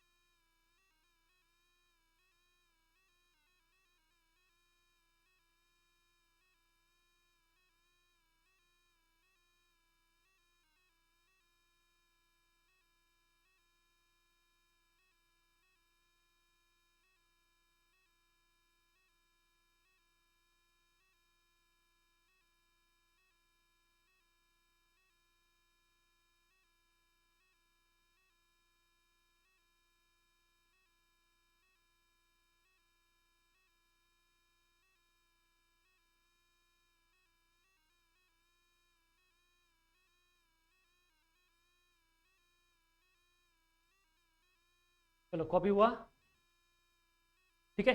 तो इस तरह से ये तुम्हारा प्रोसेस होता है अकाउंटिंग का। कि सबसे पहले क्या होता है, रिकॉर्डिंग होता है, फिर क्लासीफाई होता है, फिर समराइज होता है, फिर फाइनल रिजल्ट आता है तुम्हारा, जिसमें ट्रेडिंग पेन बैलेंस शीट बनता है, ठीक है। आगे बढ़ते हैं अपन। अब लुका पेसोली जो था वो लेके आए डबल एंट्री सिस्टम। क्या लेके आए वो,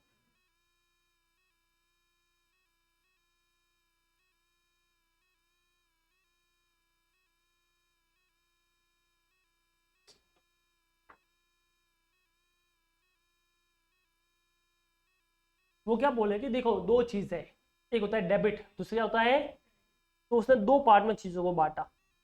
एक को नाम दिया डेबिट और दूसरा नाम क्या दिया, क्रेडिट। और वो लेके आए एक सिस्टम जिसे बोलते हैं प्यार से ट्रेडिशनल सिस्टम। क्या बोलते हैं उसको, बराबर है। उसमें वो बोले कि टोटल मगे 3 अकाउंट होते हैं। कितने होते हैं, उसने सब चीजों को 3 पार्ट में बांटा। पहला बोला पर्सनल अकाउंट, क्या बोला, फिर बोला रियल अकाउंट, फिर क्या बोला लास्ट में, 3 पार्ट में बांट दिया। अब वो क्या बोलता है पर्सनल अकाउंट, मतलब क्या होता है, जो पर्सन से रिलेटेड जो अकाउंट होगा उसे क्या बोलेंगे अपन, पर्सनल अकाउंट। उसने बोला देखो, जब पर्सन की बात करते हैं दो तरह के पर्सन होता है, एक होता है गिवर रिसीवर, और एक होता है गिवर। दो तरह के लोग होते हैं, एक होता है रिसीवर, दूसरा कौन होता है, गिवर। दो तरह के लोग होते हैं। तो बोलता है एक काम कर, तू रिसीवर है ना, तू इस तरफ आ जा, तू डेबिट है। तू गिवर है ना, तू इस तरफ आ जा, तू क्रेडिट है। तो उसने क्या किया, एक को बोला रिसीवर, दूसरे को क्या बोला, गिवर। तो उसने रिसीवर को ले लिया बेटा डेबिट साइड में, किस तरफ ले लिया, और गिवर को कहां पे ले लिया, तो बोला debit the receiver credit the, ऐसे बोल दिया। भाई पर्सन है तो उसमें क्या होता है, या तो रिसीवर होगा या क्या होगा, गिवर होगा। भाई पर्सन क्या करेगा, या तो बिजनेस में पैसा देगा या बिजनेस से पैसा लेगा। अगर बिजनेस में कोई चीज दी है तो वो क्या हो गया, गिवर हो गया, और ली है तो वो रिसीवर हो गया बिजनेस से। तो उसने बोला डेबिट द रिसीवर, अगर तू रिसीवर तो डेबिट कर ले, और तू गिवर है तो क्या करेंगे, क्रेडिट कर लेंगे। इस तरह से वो डेबिट क्रेडिट कर लिया इन लोगों ने। फिर दूसरा कौन कौन सा आया, रियल अकाउंट। उसने बोला असेट्स, क्या बोला, अब ये बोलता कि जो असेट्स होते हैं ना वो तो बेटा कभी भी रिसीवर गिवर नहीं हो सकती। क्या ये असेट रिसीवर हो सकता है, समझो ये पानी की बोतल मैंने इनको दी, पकड़ो, तो ये क्या हो गए, रिसीवर। मैं क्या हो गया, अब मैंने पानी की बोतल इस फर्नीचर पे रख दी, तो क्या रिसीव हुआ आपको कुछ, ओ भाई साहब रिसीव हुआ, मना आपको बोलता ही नहीं है। तो क्या ये रिसीवर हुआ कि नहीं हुआ, नहीं हुआ। तो क्या कोई असेट रिसीवर गिवर हो सकती है, क्या नहीं हो सकती। तो बिजनेस में असेट क्या रिसीवर गिवर नहीं होती तो क्या होती है, आती है या जाती है। या तो बिजनेस में लेके आएंगे या देंगे निकालेंगे। तो असेट है तो या तो बिजनेस में आएगी, या तो लुका एक्चुअली बोले तू आएगी ना बेटा, हाँ तो डेबिट हो जा, और तू जाएगी ना तो तू क्रेडिट हो जा। तो क्या बोलते हैं, डेबिट व्हाट कम्स इन, तो तू कम हुई है तो तू डेबिट हो जा, और तू गई है तो क्रेडिट हो जा, सिंपल। अब लास्ट में क्या बच गया, नॉमिनल। अब उसमें बोला देखो अभी ऐसा है, बिजनेस में होते हैं एक्सपेंसेस, क्या होते हैं, तो बोला एक तो होते हैं एक्सपेंसेस, और एक्सपेंस के भाई भी होते हैं, उन्हें प्यार से बोलते हैं लॉसेस। क्या बोलते हैं उनको प्यार से, तो तू और तेरे भाई तुम दोनों सेम सेम ही हो रहे। तो एक्सपेंस एंड लॉसेस जो है, तुम साले डेबिट साइड में आ जाओ, तुमको डेबिट साइड में ले लिया। और जो गेन्स है, और उनके भाई कौन होंगे, इनकम्स, तो बोला इनकम एंड जो गेन्स है तुमको किस तरफ ले लिया, क्रेडिट साइड में। अब लुका पैसोली क्या बोलता है कि एट द एंड में जितना डेबिट है उतना ही क्या होगा, लास्ट में तुम्हारा सब मिला के एंड में यही होने वाला है। This is called double entry system. जब डेबिट जितना होगा उतने क्या होने वाला है, क्रेडिट। एट द एंड में जितना डेबिट होगा उतने क्या होने वाला है, क्रेडिट। और इस तरह से बांट दिया, तुम डेबिट में आ जाओ, तुम क्रेडिट में आ जाओ, लास्ट में जितना ये उतने ये, बात खत्म। क्या ये तुमको समझ में आया। इस तरह से लुका पैसोली का लेके आए डबल एंट्री सिस्टम। तो हर चीज के बोलते दो इफेक्ट होते हैं, क्या होते हैं, एक डेबिट होगा तो दूसरा क्रेडिट, तो रिसीवर होगा तो गिवर होगा, कुछ आएगा तो कुछ जाएगा, तो गेन होगा तो किसी को लॉस होगा, लास्ट में दोनों इक्वल हो जाएंगे। तो ये जो लेके आए इसे क्या बोलते हैं, डबल एंट्री सिस्टम। बस this method is called traditional method. क्या बोलते हैं इसको, तो जो बचपन से तुम करते आए थे वो इसी के हिसाब से करते आए हो। बट अभी आज तुम सीखोगे मॉडर्न अप्रोच ऑफ अकाउंटिंग। क्या सीखने वाले हो, कि इसी चीज को, इस डबल एंट्री सिस्टम को दूसरे वे से भी कर सकते हैं। ठीक है, पहले ये कॉपी कर लो। चलो, तो सिंपल है, तुमको आता ही है, बट फॉर्मेलिटी कर लो आप। ठीक है, डेबिट क्रेडिट का रूल देख लो, तुमको पता ही, मैंने शॉर्ट में लिखा है बराबर ना, तो आप भी आपको बताए तो शॉर्ट में लिख सकते हो।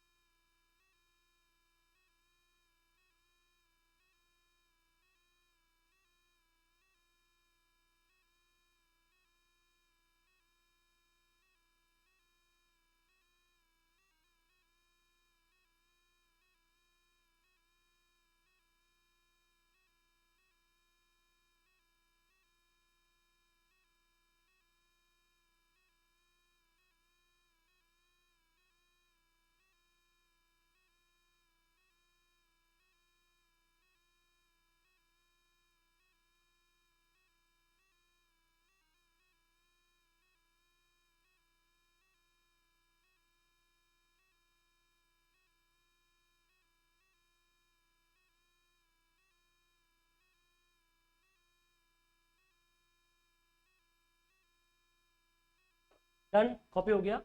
चलिए अभी अपन पढ़ते हैं आगे वाली मॉडर्न अप्रोच ऑफ अकाउंटिंग। ठीक है, वो क्या बोलती है कि तुम्हारे जो फाइनेंशियल स्टेटमेंट होते हैं, मतलब ट्रेडिंग पीरियड बैलेंस शीट, जो भी आप बोलो, वो सब 5 चीजों से मिलकर बनते हैं। कितनी चीजें होती है? इन्हें बोलते हैं elements of the financial statement. तो हम इसको एक छोटा सा क्या करते हैं, चार्ट बनाते हैं अपन, उसमें ले लेंगे। इसे बोलते हैं 5 स्टार रूल। क्या बोलते हैं इसको? ठीक है, ये बोलते हैं सब मिला के 5 चीजें होती है। कितनी चीजें होती है? और वो 5 चीजें तुमको बहुत अच्छे से पता है, तो नई बात नहीं है।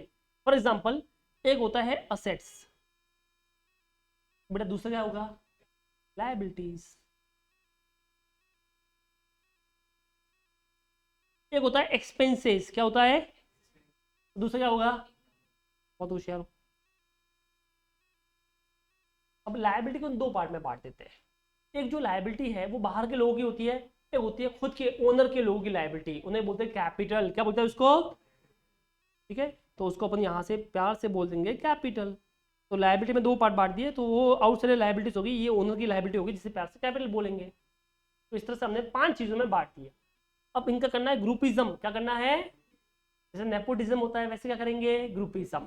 तो ये ए और ई बड़े प्यारे लग रहे हैं, तो इनका ग्रुप बना दो, साथ में ले लेते हैं अपन। तो ये ए और ई को साथ में ले लो। हो गए वोवेल्स के 2 स्टार्टिंग लेटर। क्या हो गया? ये वोवेल्स के 2, ए और ई। याद करो वोवेल्स क्या होता है? ए आई ओ यू ना। हाँ, साथ में बोलूंगी तो फिर तुषार कपूर लगेंगे गोलमाल वाले। क्या बोलता है वो? ए आया हूँ नहीं बोलता क्या? बोलता है ना। वो 2 स्टार्टिंग के लेटर कौन से होते हैं? ए और ई।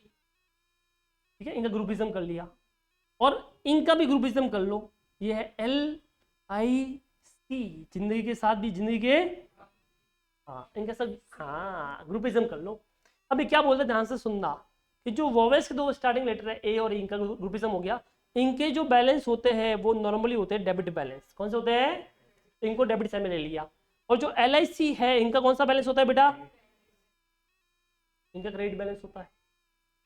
तो अपने ग्रुपिज्म कर लिया, तुम ए और ई तुम दोनों डेबिट में आ जाओ, एल आई सी तुम क्रेडिट में आ जाओ, सिंपल। अभी सुनना ध्यान से। अभी क्या बोलता है, अगर किसी भी रीजन की वजह से मान लो ए ई यानी असेट और एक्सपेंस बढ़ते हैं, इंक्रीज होते हैं, तो जो तुम हो वही रहना। तो तुम कौन हो? डेबिट हो। तो इंक्रीज होने पे क्या करने का, डेबिट ही करने का। तो अगर ये इंक्रीज होते हैं तो इनको डेबिट करने का, बट अगर ये डिक्रीज होते हैं, क्या होता है ये, तो डेबिट का उल्टा क्या होता है, तो इनको क्रेडिट कर लो। अभी LIC, ये इनको क्या बोलता है, तुम क्या होते हो, क्रेडिट होते हो। तो अगर तुम इंक्रीज होते हो तो तुमको वही करना है जो तुम हो, तो तुम इंक्रीज होने पे तुमको क्रेडिट करेंगे।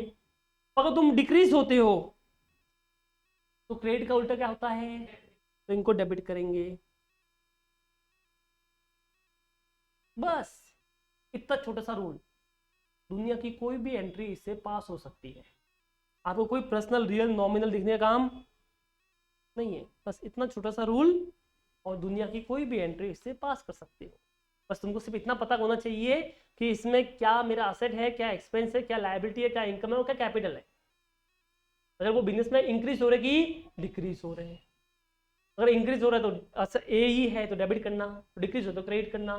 LIC में से है तो इंक्रीज होने पे क्रेडिट करो और कम होने पे डेबिट करो। बस नो नीड टू रट्टा मार पर्सनल रियल नॉमिनल वाला कुछ भी नहीं, इतना सिंपल सा चीज। एग्जांपल लेता हूं, जैसे हमने ये AC परचेज किया, क्या परचेज किया, कैश में परचेज किया। तो मुझे बताओ इसमें दो चीज आ रही है, एक तो आ रही है AC, दूसरा आ रहा है कैश। AC मेरे बिजनेस में AC क्या होगा पहले बताओ, इन 5 में से क्या है, AC क्या है, असेट्स है। तो आप सोचो बताइए AC बिजनेस में इंक्रीज हो रहा है कि डिक्रीज हो रहा है, आ रहा है ना भैया, AC नहीं था अब AC लेके आ गया, इंक्रीज हो रहा है। तो अगर मेरे असेट इंक्रीज होते तो क्या क्या करने का, डेबिट। तो AC अकाउंट क्या हो जाएगा, दूसरा कैश। कैश भी मेरे लिए क्या है, असेट। अब बताओ कैश बिजनेस में आ रहा है कि जा रहा है, तो असेट कम होने पे क्या करने का, तो कैश क्या करेंगे, क्रेडिट। तो क्या एंट्री हुई, AC account debit to cash. क्या यहाँ पे मैंने पर्सनल रियल नॉमिनल कुछ भी देखा नहीं, ये बिना हो गई एंट्री। चलो दूसरा लेते हैं। मैंने आपसे 1000 रुपए का लोन लिया, क्या लिया आपसे, 1000 रुपए का लोन लिया। तो इसमें दो चीज आ रही है, तो कैश आ रहा है मेरे पास में और दूसरा लोन आ रहा है। अब 1000 रुपए जो कैश आ रहा है, कैश मेरे लिए क्या हो गया, कैश मेरे लिए क्या है, असेट। असेट आ रहा कि जा रहा है, आ रहा है, इंक्रीज हो रहा है, क्या करने का, डेबिट। तो कैश अकाउंट डेबिट, क्योंकि असेट इंक्रीज हो रहा है।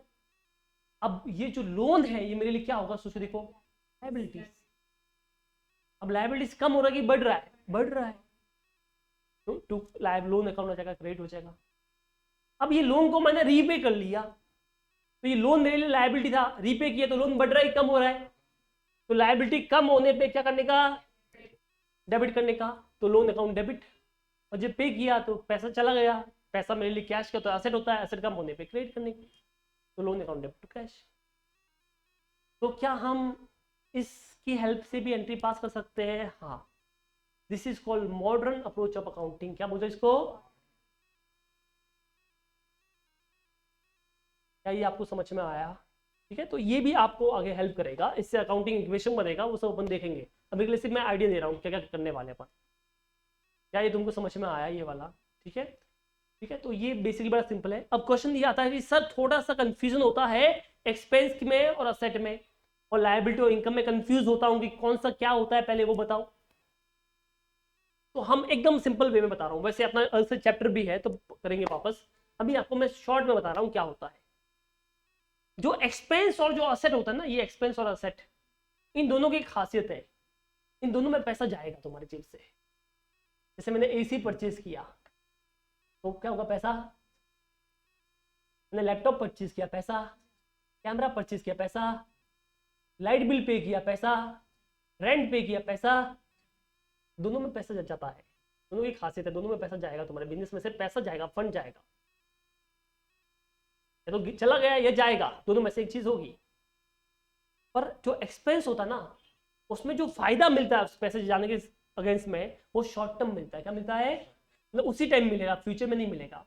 पर जो असेट होती है ना, उसमें जो फायदा होता है वो शॉर्ट टर्म नहीं होता, वो क्या होता है, लॉन्ग टर्म, फ्यूचर में भी फायदा मिलेगा।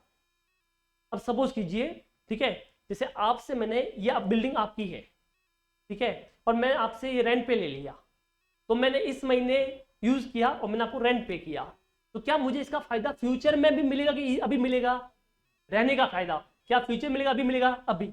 अगले महीने रेंट नहीं पे करेगा तो निकाल दूंगी। तो क्या मुझे देखो क्या किया इसमें, मेरी जेब से पैसा गया, ये पैसा है मेरी जेब सा, ये गया इनके पास में गया, ये देखो ये पैसा चला गया। तो देने वाला मैं हूं, लेने वाले वो है, चला गया, क्या बन गया ये एक्सपेंस। क्या बन गया ये, क्योंकि इसका फायदा फ्यूचर में मिलेगा, इसी महीने मिलेगा, रेंट पे करूंगा, अगले महीने नहीं मिलेगा, फिर से पे करना पड़ेगा अगले महीने।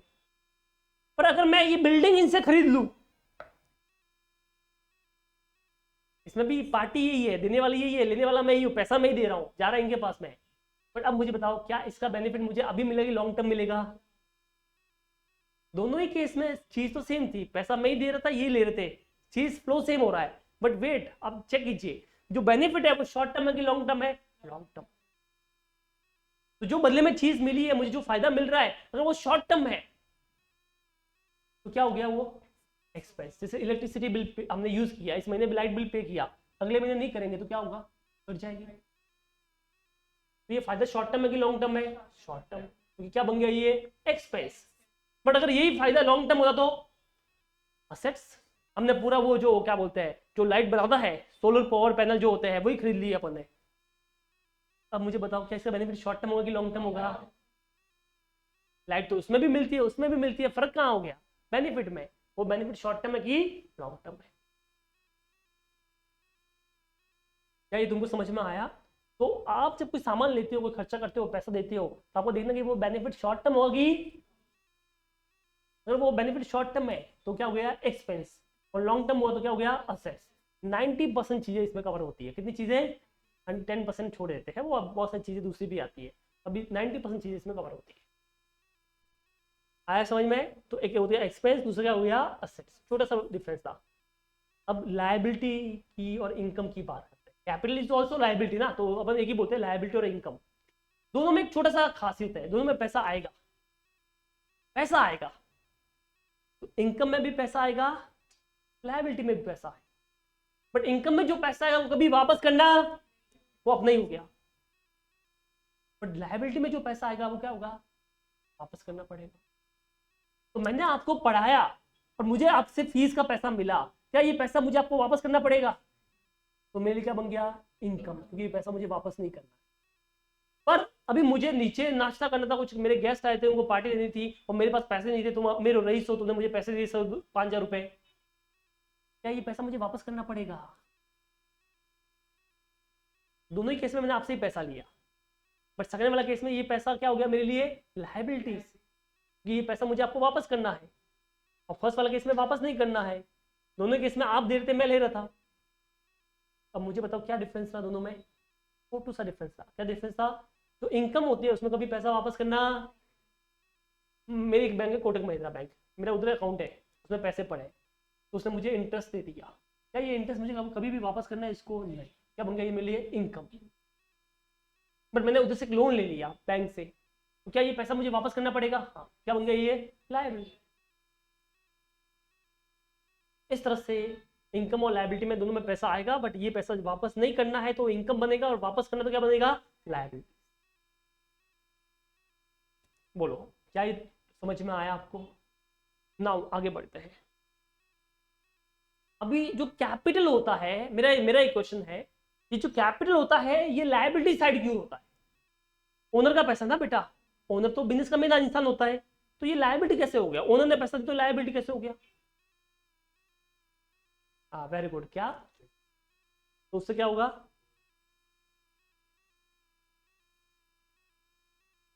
Very good. क्या होता है ध्यान से सुनना, बिजनेस एंड बिजनेसमैन दोनों सेम नहीं होते।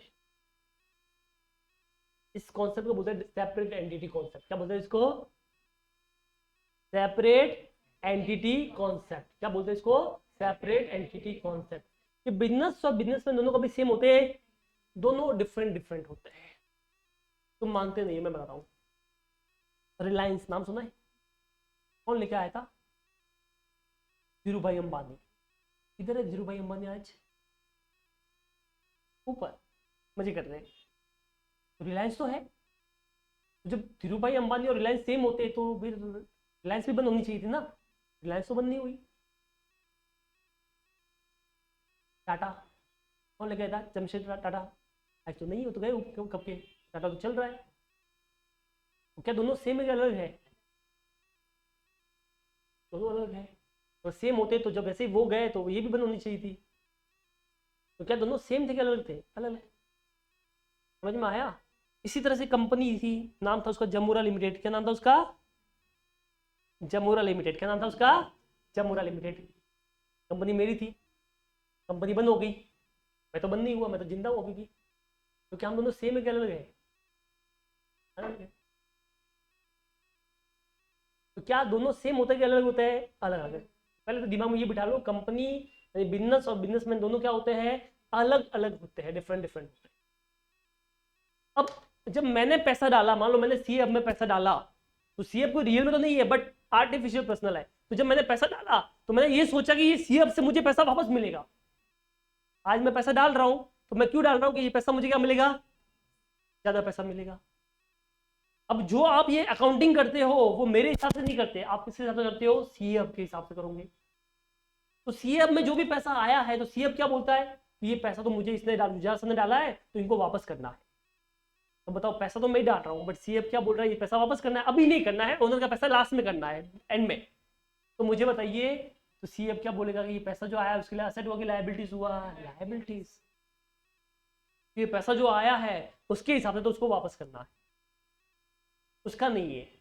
किसका पैसा? ये ओनर का पैसा है। किसका पैसा है? क्योंकि ओनर और बिजनेसमैन दोनों अलग है।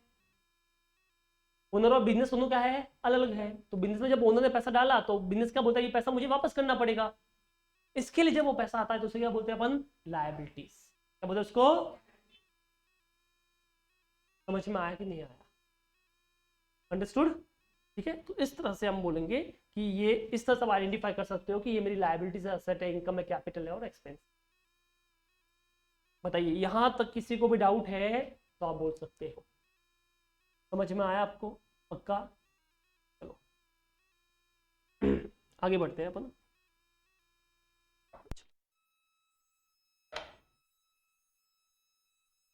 हाँ जी। अरे यार,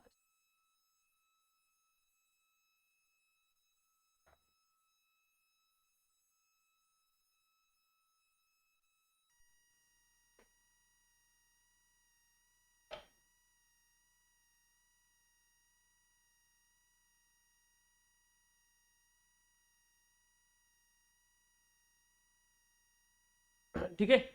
तो ये आपका ये फाउंडेशन का देखो, आईसीए की वेबसाइट है, इस पे ये मॉड्यूल दे रखा है। मॉड्यूल नंबर 1 जो है ये है, ये मैं पढ़ाऊंगा। और मॉड्यूल नंबर 2 जो है वो दर्शन सर पढ़ाएंगे। लेक्चर हुआ दर्शन सर का? ठीक है, एक सेकेंड। ये रहा, this is the module number 2। कुछ चैप्टर मैं भी पढ़ाऊंगा इसमें से, कुछ चैप्टर दर्शन सर मॉड्यूल 1 में से पढ़ाएंगे। तो ये तुम्हारा टोटल मिला के 11 चैप्टर है। कितने चैप्टर अपने पास में? 11 चैप्टर। ठीक है। तो पहले क्या था? पहले ऐसा था कि सीए इंटर में कुछ टॉपिक हुआ करते थे, for example this accounting from incomplete record, ये कंपनी अकाउंट में कुछ पार्ट है, और ये पार्टनरशिप में जो लास्ट वाले पार्ट है, पीस मिल डिस्ट्रीब्यूशन और रिजोल्यूशन वाला पार्ट जो है, ये पहले क्या था कि सारे चैप्टर हुआ करते थे। कहाँ पे होते थे? सीए इंटर में। अब जब न्यू सिलेबस आया तो ये क्या कहाँ पे डाल दिया इन लोगों ने? सीए फाउंडेशन में। बराबर ना? और अच्छी बात यह कि हम बहुत टाइम से सीए इंटर पढ़ा रहे हैं, हमको एग्जैक्ट पता है कि किस तरह से क्या पढ़ाना है, क्या चीज़ें इंपॉर्टेंट है, क्या चीज़ें नहीं है, कहाँ पे डीप में जाने का, कहाँ पे नहीं जाने का है। ठीक है, तो ये आपके लिए बहुत अच्छा है, क्योंकि पहले सिर्फ सीए फाउंडेशन जो था एकदम इजी हुआ करता था, अभी थोड़ा सा टफ हो गया है। बट ऐसा है ना, जितना टफ होगा थोड़ा सा अच्छा होगा तो क्या होगा? उसकी वैल्यू भी बढ़ती है। और अभी ऐसा ना, सीए फाउंडेशन टफ है बट सीए इंटर और CA final as compare easy हो गए। तो अगर दुखी होना है तो अभी होना है, फिर इतना दुखी होने का काम। सेम लेकर जेई नीट जो होते थे पहले, उसमें कैसा था कि वो एंट्रेंस लेवल टफ होता है बट बाद में क्या होता है? ईजी। तो आने वाले टाइम में भी सीए में भी अपना ऐसे ही होने वाला है, जो एंट्री लेवल है वो तो टफ हो जाएगा, अभी हो चुका है। बट ऐसा कि एक बार एंट्री हो गई तो फिर ऐसा कि आप आराम से बन के निकलोगे, तो तुम्हारे लिए अच्छा हो गया। पर इतना भी टफ नहीं हुआ कि भाई हो ही नहीं सकता। जैसे लाइक जेई नीट में क्या होता है कि भैया वहाँ पे तो एकदम रैंक आती है, या आप पास भी हुए, आप मार्क्स भी 90% लेके आ गए, फिर भी साला तुम्हारा पड़ोसी वाला 95 लेके आ गया, 96 लेके आ गया, तो उसका सिलेक्शन होगा, तुम्हारा नहीं होगा। ये में अपना ऐसा बेस्ट क्या है, हर कोई पास हो सकता है और कोई रैंकिंग सिस्टम नहीं है। तो आप पास हुए, 50+ लाए, आप पास हुए, आपके फ्रेंड भी लेके आ गए तो दोनों पास हो गए। दोनों को जॉब मिलेगी। तो कंपटीशन की बात ही नहीं है यहाँ पे, साथ में मिलकर चलना है। समझ में आया कि नहीं आया? और अपने को कितना मार्क्स निकालने का है? ओनली 50%। कितना निकालने का है? मतलब 100 मार्क के 4 पेपर बेटा, 400 मार्क का टोटल पेपर,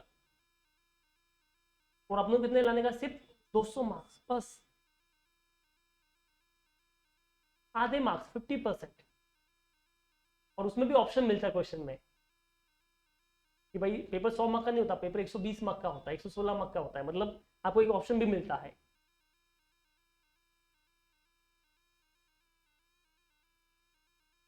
क्या? नहीं, बिल्कुल नहीं, गलत आपको बताया गया है। There is no quota system, no reservation system, कुछ भी नहीं। नहीं नहीं नहीं, बिल्कुल नहीं, ऐसा कुछ है ही नहीं। नहीं आते वो सब, बोलते ना, ये बोलते ना, भ्रांतियां फैलाई हुई है, सुपरस्टिशन चीजें हैं, ऐसा कुछ भी होता। आपको बताता हूँ, जब कॉपी चेक होती है ना, तो उसके ऊपर पूरा पेपर लगा होता है, मतलब जो रोल नंबर होता है, जो चीजें होती है, उसके ऊपर पूरा पेपर लगाते हैं वो लोग। तो जो चेक कर रहा है उसको पता ही नहीं कि कॉपी कहाँ की है, किसकी है। तो जहाँ पे आप रोल नंबर लिखते हो ना, उसके ऊपर पूरा पेपर लगेगा, ब्लैंक पेपर आता है, कागज आता है, तो पूरा पेपर चिपकाया जाएगा। तो किसी को पता ही नहीं, जो चेक कर रहा है उसको पता ही नहीं कि ये कॉपी लड़के की है कि लड़की की है। हाँ, समझ में आया? इसको ये भी नहीं पता कि राजस्थान की है, गुजरात की है, कहाँ की है। आपकी सारी कॉपीज जो है वो सेंट्रलाइज होती है। इवन दुबई में भी अपना सेंटर है, भूटान में भी है, तो वहां से भी कॉपी आती है दिल्ली में, और वहां पे सारी कॉपी चेक होती है। अब जब वो चेक होती है, जैसे ही आपका एग्जाम तुम दोगे, अपना लिखोगे, उसमें ओएमआर नंबर जो होगा आप डालोगे, सब करोगे, उसके बाद में क्या होता है पता है? वहां पे एक ऐसा स्टिकर आता है आईसीआई का, वो उसके ऊपर चिपका दिया जाता है, यहाँ पे रोल नंबर लिखा था। जैसे वो स्टिकर चिपका दिया, आप किसी को पता ही नहीं कि कॉपी कहाँ की है। उसको ये भी नहीं पता कि ये जो कॉपी है वो लड़का है कि लड़की है। वो होशियार है, बेवकूफ है, उसको कुछ नहीं पता, कुछ नहीं पता उसको। वो आपकी कॉपी चेक करेगा, उसमें जो मार्क्स होगा वो तुमको मिलेगा।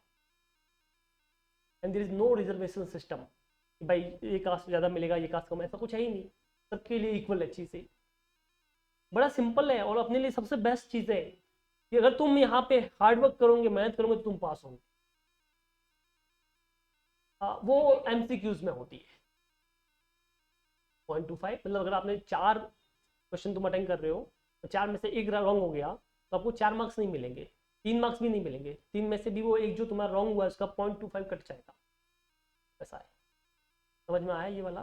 तो जैसे मान लो आपके पास 4 ऑप्शन है, आपने एक रॉन्ग कर लिया, तो आपका 0.25 कट गया, बट आपने बाकी राइट किया। जैसे मान लो आपने 4 क्वेश्चन थे, उसमें 3 तो राइट हो गए, एक तो रॉन्ग हो गया, तो 3 मार्क्स तो कंफर्म हो गए ये वाले।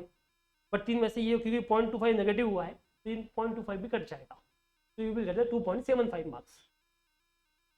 समझ में आया ये वाला?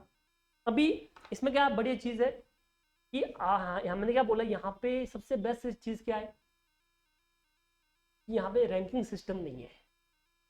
मतलब कि दिक्कत वो है ही नहीं कि भाई मुझे 99 लेके आना है, मुझे 98 लेके आना है, मुझे 90% लेके आना है, वो दिक्कत ही नहीं है।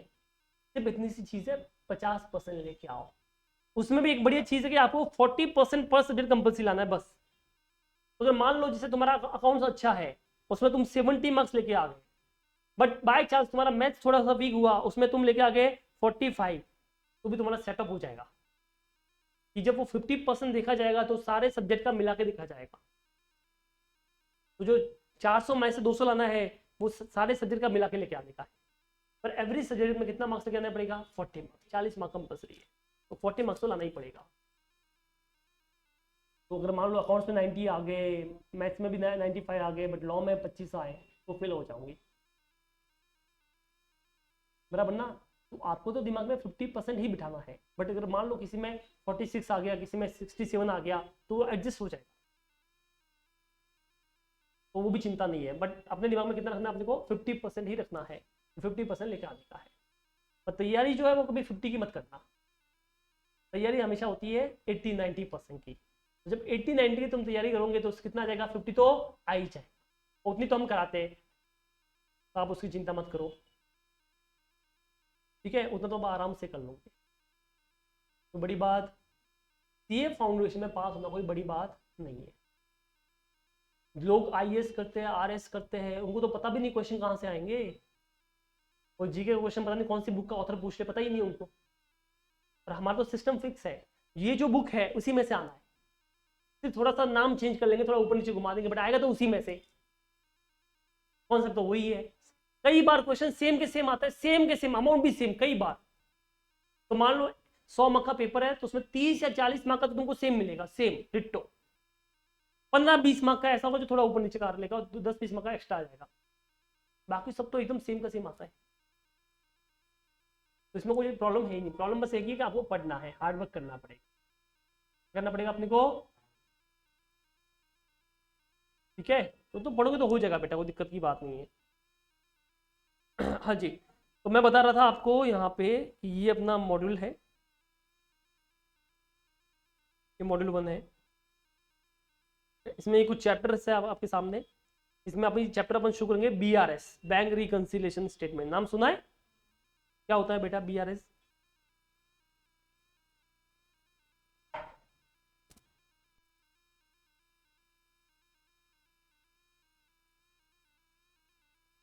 नहीं पता, सुना है बट पता, चलो किया भी है बट हमको याद नहीं है, चलो कोई बात नहीं।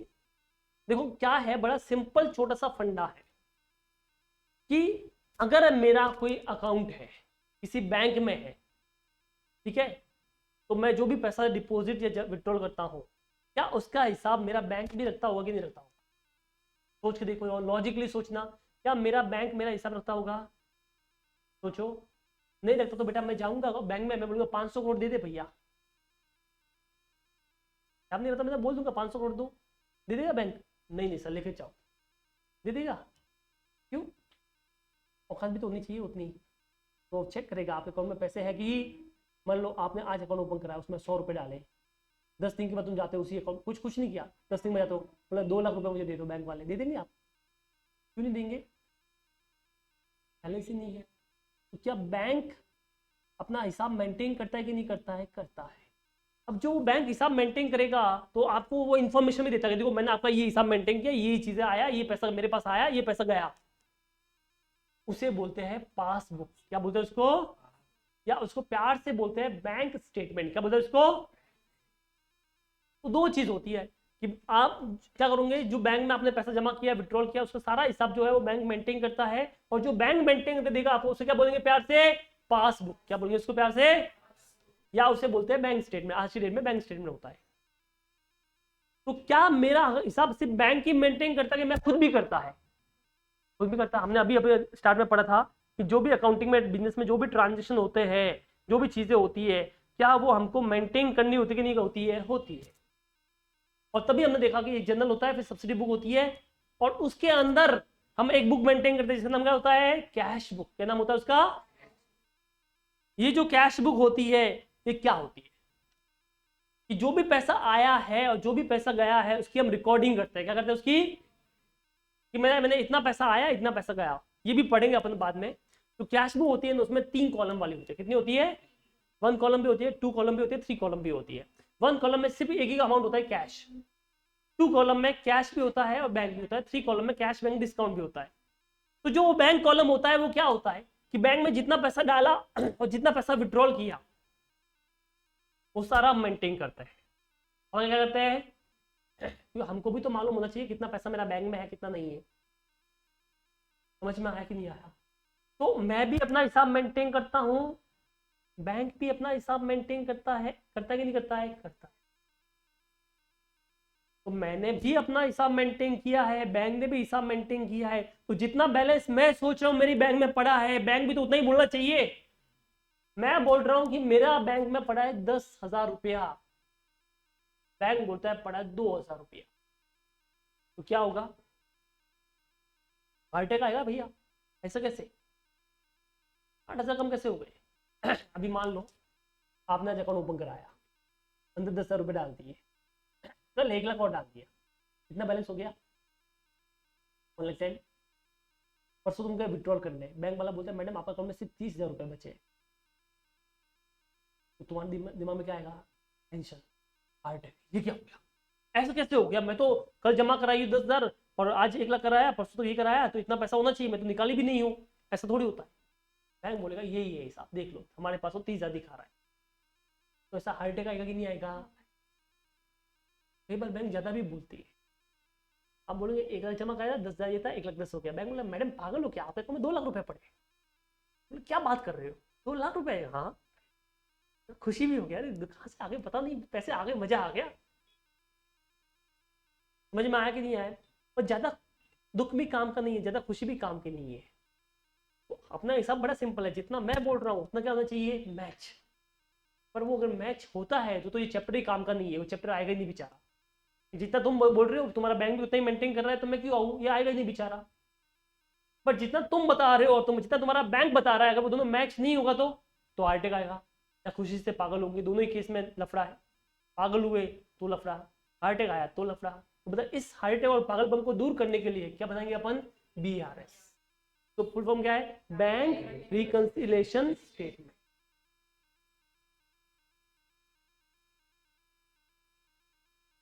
क्या ये आपको समझ में आया?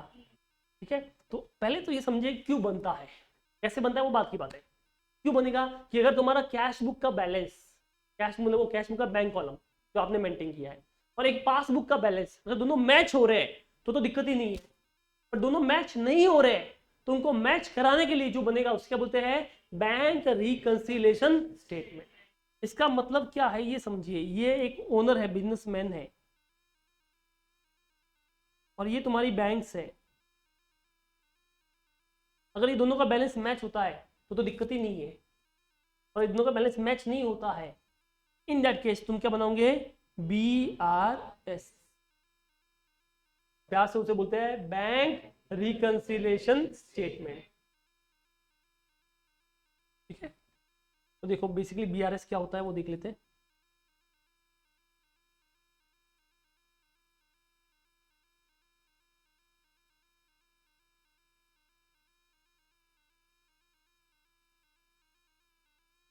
ठीक है, BRS बैंक का मतलब यहां पे मैं लूंगा कैश बुक,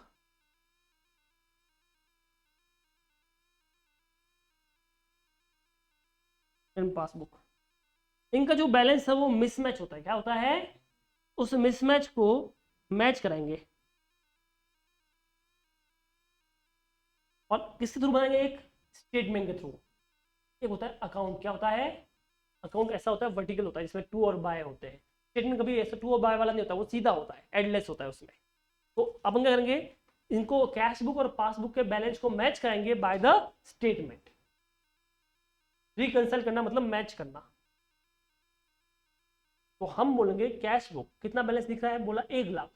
पासबुक कितना दिख रहा है, बोला 80,000। तो हम बोलेंगे 20,000 कहां पे गया, तो पता करेंगे क्यों मिसमैच हुआ, और फिर बोलेंगे 1 लाख में से 20 गया तो ये 80,000 बच गया और मैच हो गया। इसी को बोलते हैं BRS। क्या बोलते हैं इसको, बैंक रिकंसिलिएशन। अब दूसरा क्वेश्चन ये आता है कि सर ये मैच क्यों नहीं होता है, बराबर ना, मैच होना चाहिए, क्यों नहीं मैच हो रहा है वो बताओ। मेरा अकाउंट, मेरे पैसे आपके अंदर डाले तो मेरा मैच होना चाहिए ना। मैं बोल रहा हूँ 1 लाख रुपए, तुम बोलो 50,000 रुपए, ऐसा कैसे हो गया।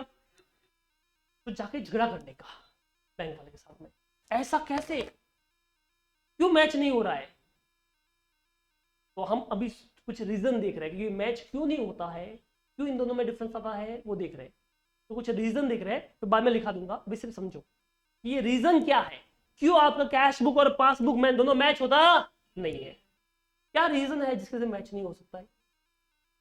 Very good. क्या हुआ, मैंने मान लेते हैं कि कुछ पैसा डिपॉजिट किया बैंक में, तो रूल के हिसाब से मुझे एंट्री पास करनी चाहिए थी।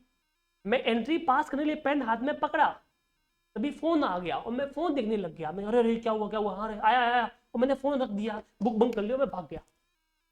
अब मेरे दिमाग में आके मैंने पेन पकड़ी तो मैंने एंट्री पास कर ली, तो मैंने की, मैं भूल गया। तो क्या ये हो सकता है कि नहीं हो सकता है, हो सकता है। एक तो ये हो गया, और बताओ, और तुम सोचो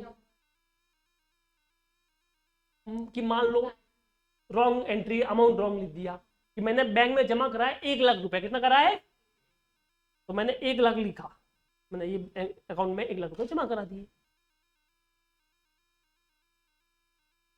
क्या बात कर रहे हो, ओ 10,000 लिखा, अब मान लो ये तो आपने, आप इतने स्मार्ट निकले, आपने बता दिया, पर आप हर बार तो होते नहीं हो, तो मैंने लिखा, मैंने ऐसे लिखा। अब मुझे लगा कि अब जब हिसाब कर रहा हूँ तो मुझे दिख रहा है 10,000 रुपए, तो मैं तो हिसाब में 10,000 ले रहा हूँ, क्योंकि बैंक में कितना जमा हुआ निकला। क्या मैच हुआ कि नहीं हुआ? नहीं हुआ। और सोचो क्या टेक्निकल एरर हो गई। जैसे बैंक ने आपकी एंट्री 2 बार पास कर ली, बराबर नहीं? कभी कभी पता है गलती से अकाउंट में पैसे भी आ जाते हैं। एक किस्सा सुना रहा हूँ तुमको बढ़िया वाला। साउथ में एक गांव है, तो आपको पता है बड़े बड़े ट्रांजेक्शन होते हैं, तो जो बैंक्स होती है जैसे एसबीआई है, ये आरबीआई में पैसा जमा करती है, पैसा निकालती है, ऐसा करती है, दूसरे बैंक से भी ट्रांजेक्शन करती है। तो एक बैंक थी एसबीआई, ठीक है, मान लेते हैं एसबीआई, नाम ऐसे ले रहा हूँ, दूसरी बैंक थी, मान लेते हैं कि बैंक है एसबीआई, उसने क्या किया, कुछ अमाउंट उसको ट्रांसफर करना था कोटक बैंक में, किसमें ट्रांसफर करना था, और वो अमाउंट था 10,000 करोड़ रुपए, कितना था। अब वो उसका जो कोटक का अकाउंट जिसमें ट्रांसफर करना था, उसका नंबर मान लेते हैं ऐसा होगा 1569, ऐसा था अकाउंट, ठीक है। जब वो ट्रांसफर कर रहा था बेचारे ने 1596 दबा दिया, ऑनलाइन होता है तो उसने दबा दिया 1569, उसने दबा दिया 1596, वो सारा पैसा चला गया। अब वो 1596 जो अकाउंट था, वो किसी साउथ इंडिया में जो अपना है साउथ वाला पार्ट, चेन्नई वेन्नई, उसमें किसी गांव में कोई बंदा था उसका था।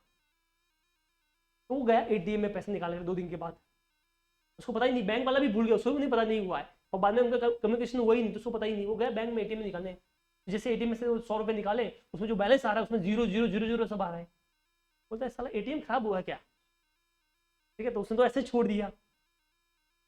अब क्या हुआ उसके बाद, वापस 3-4 दिन हुए, और फिर वो गया, तो वो गया बैंक में गया होगा पैसे निकालने, बैंक वाला वो देखा, और ये क्या है, इतना पैसा उसकी तरफ देखा, तो किसान बेचारा धोती वोती पहना हुआ, बोले ये क्या है, 15,000 करोड़ रुपए बैलेंस, इतना बड़ा बैलेंस, ऐसा हो ही नहीं सकता। फट से उसने वाले अपने हाई कमान में भेज दिया कि सर ऐसा ऐसा दिख रहा है। हाई कमान ने दिखा, अरे ये तो गड़बड़ हो गई, वो पैसा उसमें भेजना था, इसमें चला गया। तो फट से उसने क्या किया, उसमें से वो पैसा विड्रॉल कर लिया। अब ये न्यूज कहाँ पे आई, मीडिया में। ये सब चीज मीडिया में आ गई कि रातों रात बना अरबपति खरबपति, दुनिया का सबसे अमीर आदमी रातों रात बन गया किसान, ये सब हो गया। अब बैंक तो होशियार होते हैं, उसने फट से जैसे एरर की वो पैसा निकाल दिया। अब वो किसान बेचारा, वो तो पता ही नहीं था, तो कुछ न्यूज वाले गए, उसने उसमें से एक वकील निकला, तो वकील जो मतलब बंदा था होगा, वकील होगा, उसने बोला आप टेंशन मत करो, आप केस करते हैं, क्या करते हैं इसके ऊपर, बैंक के ऊपर, कि वो पैसा आपका आया था तो आपका हो गया, ऐसे से निकाल दिया। उन्होंने केस किया, किसके ऊपर केस किया, बैंक के ऊपर, कि पैसा मेरे अकाउंट में आया तो कैसे निकाल दिया आपने बिना पूछे। तो केस लड़ने चले गए। ऑब्वियसली जो वकील है वो तो, जो जज है वो तो शाना ही होता है ना, उसको पता है कि ऐसा तो गलती से हुआ है, तो आपका थोड़ी हो जाएगा कि भाई किसी और की बीवी तुम्हारे घर पे गलती से आ गई तो तुम्हारी हो गई क्या, ऐसा थोड़ी होता है, ऐसा होता नहीं है। तो सीधी सी बात है, वो गलती से तुम्हारे अकाउंट में आ गया था तो हमने पैसा वापस निकाल दिया, कोई बड़ी बात नहीं है, वो ठीक है। तो अब वो वकील कितना शाना, वो सुनना ध्यान से।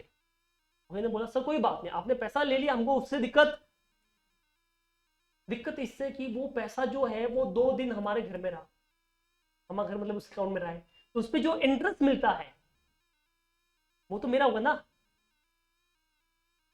क्वेश्चन समझो उसका, पैसा लिया उससे कोई दिक्कत की बात, पर जो पैसा मेरे अकाउंट में रहा, समझ में आया कि नहीं आया, भाई तुम्हारी बीवी मेरे घर में रही 2 दिन, खाना खाया, तो उसका पैसा तो दे मुझे। तो अगर मेरे अकाउंट में पैसा रहा है 2 दिन, तो उसका इंटरेस्ट का हक तो मेरा होता है ना, इंटरेस्ट मुझे चाहिए। अब ये चीज जज ने भी मानी कि सही बात है, जो इंटरेस्ट का होता है वो तो इसका होता है, फिर बैंक को रेफर किया भाई इंटरेस्ट तो देना पड़ेगा। अब मजेदार चीज सुनो, 15,000 करोड़ रुपया, नॉर्मल इंटरेस्ट रेट 4% मान लो, 2 दिन का इंटरेस्ट 365 के हिसाब से, पता कितना होता है, निकालो जरा कितना होता है, एक बार करो तो कैलसी है तुम्हारे पास में,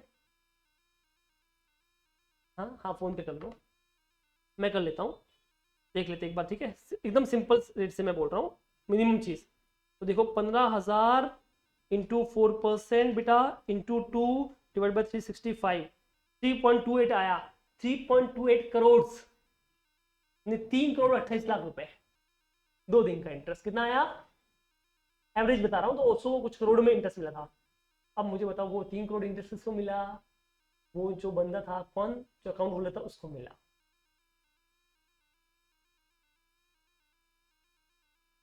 क्योंकि ऑब्वियसली अकाउंट तो उसका था ना, तो इंटरेस्ट का हक तो उसका ही होता है।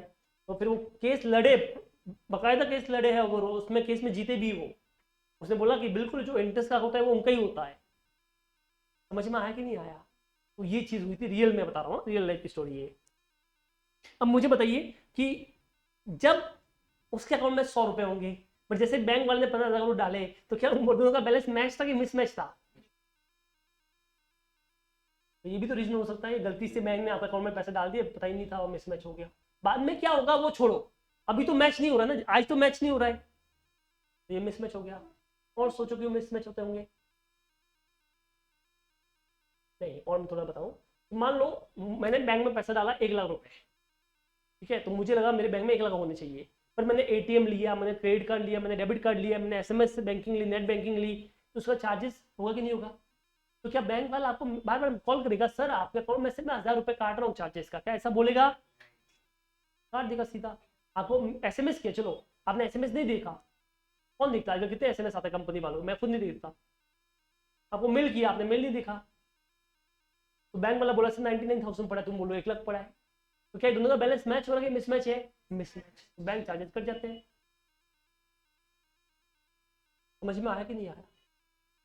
और समझो और कैसे हो सकता है कि जैसे मेरे अकाउंट में 1 लाख रुपए था, कितने थे? ठीक है, आज मैंने 1 लाख डाले थे, आज से मैं 5 साल बाद की बात कर रहा हूँ, मान लो मेरे अकाउंट में मुझे लग रहा है 1 लाख रुपए पड़े, मैंने नया अकाउंट ओपन किया, 1 लाख रुपए पड़े होंगे। अब 5 साल बाद क्या हुआ, ये पीछे क्या नाम है आपका? प्रशांत। प्रशांत सीए बन गया, ठीक है, क्या बन गया? और यूके में शिफ्ट हो गया, बढ़िया, खूब पैसे कमा रहा है, करोड़ों रुपए कमा रहा है। उसको बेचारे को एक बार मेरे ऊपर दया आ गई कि वो जुझार सर यार कितना गरीब इंसान था बेचारा, पढ़ाता था हमको, इतना कम पैसे देता, मैंने पैसे भी कम दिए बेचारे को, अब मुझे बहुत दया आ रही है उनके ऊपर। तो मेरा कहीं न्यूज़ व्यूज भी आया होगा, तो उसको लगा यार ये इंसान तो देखा हुआ सर ही थे, अपने पढ़े हुए थे बेचारे। मुझे आज बहुत तरस आ रहा है, मैं कहूँगा तो सर को 10 लाख रुपए डोनेशन कर लेता हूँ। तो उसने मुझे मेरे अकाउंट में 10 लाख रुपए डाल दिए, वो जीपे कर लिया। मैं इतना बिजी कि मैंने वो एसएमएस देखा, और उसने मुझे फोन किया, पर मेरा फोन बिजी आ रहा था, तो इसने मुझे वापस फोन नहीं किया। ये खुद इतना बड़ा हो गया, पैसे वाला हो गया, कि इसको टाइम ही नहीं है कि मैं वापस फोन करूँ, तो इसलिए मुझे फोन करना भूल गया। अब मैं भी भूल गया वापस कॉल करना, मैंने यूके का नंबर देखा, मेरे को फ्रॉड होगा, उठाया ही नहीं। समझ में आया कि नहीं आया? तो इसने 10 लाख रुपए मेरे अकाउंट में डाल दिए, मुझे पता ही नहीं। अब बताओ बैंक वाला कितना बैलेंस बोलेगा? 10,01,000 रुपया। मेरे अकाउंट में कितना था? 1,000 रुपया। तो क्या हम दोनों का बैलेंस मैच हो रही है, मिसमैच है? मिसमैच। तो कई बार क्या होता है कि अपने जो कस्टमर होते हैं ना, वो डायरेक्टली अपने अकाउंट में पैसे जमा कराते हैं, और अपने को बोलते हैं, और बोला भी हो तो अब मान लो कि अपने दिमाग में से निकल गया, या अपने कोई मैसेज किया होगा, अपन इतना भूल गए, तो अपने को आइडिया नहीं है, तो पैसा तो मेरे अकाउंट में आया है, तो बैंक वाला तो बोलेगा सर आपके अकाउंट में इतना पैसा है, पर हमको पता ही नहीं, तो हमने एंट्री पास नहीं की। ये भी हो सकता है। और कैसे क्या हो सकता है कि मान लो जैसे आपने मुझे फीस का चेक दे दिया, ये लो सर आपको फीस, मैंने बोला ओके, तो मैंने एंट्री रिसिप्ट दे दी, मैंने एंट्री पास कर ली फीस का चेक, मैंने वो जो स्टाफ है उसको दिया, भाई सिद्धार्थ ये काम करना, जमा करा लेना फीस का चेक। उसने बोला ओके ओके सर, उसने बैग में डाला चेक, ठीक है, और वो घर पे जा रहा होगा, दोस्त मिलके चल गोवा चलते हैं, बोला ओके, वो ये कहीं बैग लेके सीधा गोवा चला गया। अब बताओ क्या मेरी बुक्स में एंट्री हुई कि नहीं हुई? हुई, रिसिप्ट दी तो एंट्री होगी मेरी तो, बट क्या वो बंदे ने चेक जमा किया बैंक में? किया नहीं। तो क्या बैंक वाला बैलेंस बढ़ा देगा? नहीं। तो मैंने क्या किया, उसकी एंट्री पास कर ली, क्या बैंक ने पास की है? नहीं। इसे बोलते हैं, क्या बोलेंगे इसे? Check receive but not deposited. क्या बोला इसको? मैंने चेक रिसीव किया तो मैंने एंट्री पास कर ली, बट डिपॉजिट किया। अच्छा एक और हो सकता है कैसा, कि मान लो मुझे सैलरी देनी है अपने स्टाफ की, तो मैंने उसको चेक लिखा, ये ले चेक तेरे सैलरी का, ठीक है, तो जैसे मैंने चेक लिखा, मैंने एंट्री पास कर ली कि मैंने चेक दे दिया आपको, वो स्टाफ वापस गोवा घूमने चला गया चेक लेके, तो बैंक में पहुंचा ही नहीं है, तो क्या बैंक वाला अकाउंट में से ऑटोमेटिक पैसा काट लेगा? नहीं काटे। जब वो चेक कहाँ पे लेके जाएगा? बैंक में लेके जाएगा, जमा करेगा, तब उसको चेक में से पैसा, मतलब अकाउंट में से पैसा कटेगा। तो अभी तो वो चेक पहुंचा ही नहीं है लेके, तो पर मैंने तो एंट्री पास कर ली, मुझे लगा मैंने चेक दिया, मैंने एंट्री पास कर ली, तो मैंने 1 लाख में से 50,000 चेक दिए, तो मेरा बैलेंस 50,000 होना चाहिए था, बट बैंक में वो चेक पहुंचा ही नहीं है, तो क्या बैंक वाला माइनस कर लेगा? नहीं। इसे बोलते हैं चेक इश्यूड, मैंने इश्यू किया तुमको, check issued but not presented, क्योंकि डिपॉजिट मैं थोड़ी कर रहा हूँ, वो तो वो करेगा ना, तो वो प्रेजेंट करेगा, क्या करेगा वो? इसे बोलते हैं check issued but not presented. क्या बोलते हैं इसे? अगर मुझे चेक मिलेगा तो मैं डिपॉजिट करेगा, तो मैं वर्ड यूज डिपॉजिटेड, बट मैंने चेक दिया है, लिख के दिया है पेमेंट के लिए, तो मैं डिपॉजिट वर्ड यूज नहीं करेगा, मैं क्या करेगा? प्रेजेंटेड। चेक मैंने दिया उसको, बट उसने प्रेजेंट किया। आया समझ में? अभी क्या दिसंबर खत्म हुआ, मार्च खत्म हुआ लास्ट में, अभी कल ही मार्च खत्म हुआ है, तो बैंक वाले ने फट से मेरे अकाउंट में इंटरेस्ट डाल दिया। क्या डाल दिया? और मुझे कोई मैसेज नहीं आया, डायरेक्ट अकाउंट में क्रेडिट हो गया। मुझे बताओ, मुझे तो पता ही नहीं, तो मैंने एंट्री पास नहीं की, बट बैंक ने फट से डाल दिया इंटरेस्ट। तो क्या हम दोनों का बैलेंस मैच हो रहा है कि मिसमैच हो रहा है? मिसमैच। कई बार बैंक क्या करता है, आपके हिसाब से वो जो इंटरेस्ट होगा वो डाल देगा आपके अकाउंट में, आपको बोलेगा नहीं। चलो और सुनो, मैंने एक LIC ली है। क्या ली है? मैंने बोला ये प्रीमियम मैं भूल जाता हूँ, तो मैंने क्या किया, अपने LIC अकाउंट को और बैंक अकाउंट को लिंक कर दिया। तो हर महीने की 10 तारीख को वो LIC मेरा कट जाता है पैसा। इस तारीख 10 तारीख आई, उसने पैसा काट लिया, पर अपने को पता ही नहीं कि LIC का पैसा कटता है, भूल गए। तो मुझे बताओ, क्या बैंक वाला भूलेगा? नहीं, वो तो काट लेगा। अपने को पता ही नहीं, तो अपने एंट्री पास नहीं की। ये हो गया। इसे बोलते हैं amount debited by bank as per the standing instruction. Standing instruction मतलब होता है कि जो अपने दे रखा है, उसको बोला हुआ है ऐसा करना, तो वो ऐसा काट लेगा।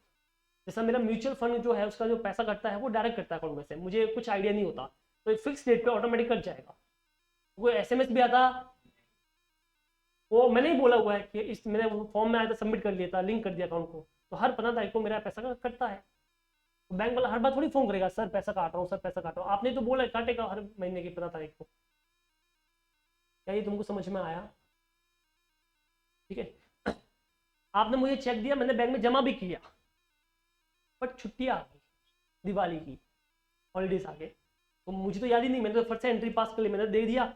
मेरे अकाउंट में 1 लाख रुपया पड़ा था, आपका 1 लाख का फीस आया, तो 2 लाख का बैलेंस हो गया मेरे हिसाब से। मैंने उसको भेजा सिद्धार्थ को, तो जा बैंक में जमा कर। उसने जमा भी किया, बट 4 दिन की छुट्टी है दिवाली की, 2 दिन हो गए, मुझे लग रहा है मेरे अकाउंट में 2 लाख रुपए, जबकि क्या वो चेक क्लियर हुआ है?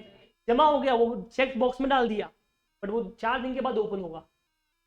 तो क्या क्लियर अभी होगा कि 4 दिन के बाद होगा? 4 दिन के बाद। आज दूसरा दिन है, तो मैं बता रहा हूँ 2 लाख का बैलेंस, जबकि बैंक कितना बोलेगा? 1 ही लाख का बैलेंस। क्या ये आपको समझ में आया? तो ऐसे बहुत सारे रीजन हो सकते हैं, वो लिस्ट नहीं है ऐसे, मतलब इतने ही होंगे वैसा नहीं है, बहुत सारे हो सकते हैं। जैसे cheque issue but not presented, cheque deposit but not clear, cheque receive but not deposited, amount debited as per standing instruction, bank charges interest debited by the bank, bank interest debited and credited by the banks, amount directly deposited by customers. तो there are some list, मतलब ऐसे बोले limited नहीं है, बहुत सारी चीजें हो सकती है। Mistake by bank, mistake by owner, तो ऐसे बहुत सारे रीजन हो सकते हैं जिसकी वजह से क्या होगा, तुम्हारा बैलेंस मैच होगा, तो तुम कुछ और दिखा रहे हो और बैंक कुछ और दिखा रहा है। तो ये जो रीजन है, ये क्वेश्चन में एग्जाम में 2 तरह के क्वेश्चन आता है। पहला, ये रीजन दे रखे होंगे तुमको निकाल के कि देखो ये वजह से डिफरेंस आ रहा है, और दूसरा वो रीजन दे रखे तुमको निकालने पड़ेंगे। तो 2 टाइप के क्वेश्चन अपन करने वाले हैं। पहला कौन सा होगा? जिसमें रीजन ऑलरेडी तो सिर्फ प्लस माइनस करना है, और दूसरा जिसमें रीजन दे रखा, तो पहले रीजन निकालो फिर प्लस माइनस करेंगे। ठीक है, बोलो यहां तक आज जो भी पढ़ा है, इसमें किसी को भी आपको डाउट है तो आप बोल सकते हो। पीछे प्रशांत समझ में आया? इधर समझा आपको? ठीक है, तो आज लेक्चर कितने बजे तक था आपका? 5:30 हो गया ना? चलो ठीक है, बताओ किसी को भी डाउट है तो आप बोल सकते हो। नेक्स्ट लेक्चर में क्या करेंगे अपन, ये रीजन जो है पहले लिख देंगे अपन पूरे कि ये रीजन है, उसके बाद में कैसे BRS बनेगा वो समझेंगे और सम सॉल्व करेंगे। ठीक है, तो आज के लिए अपन इतना ही रखते हैं।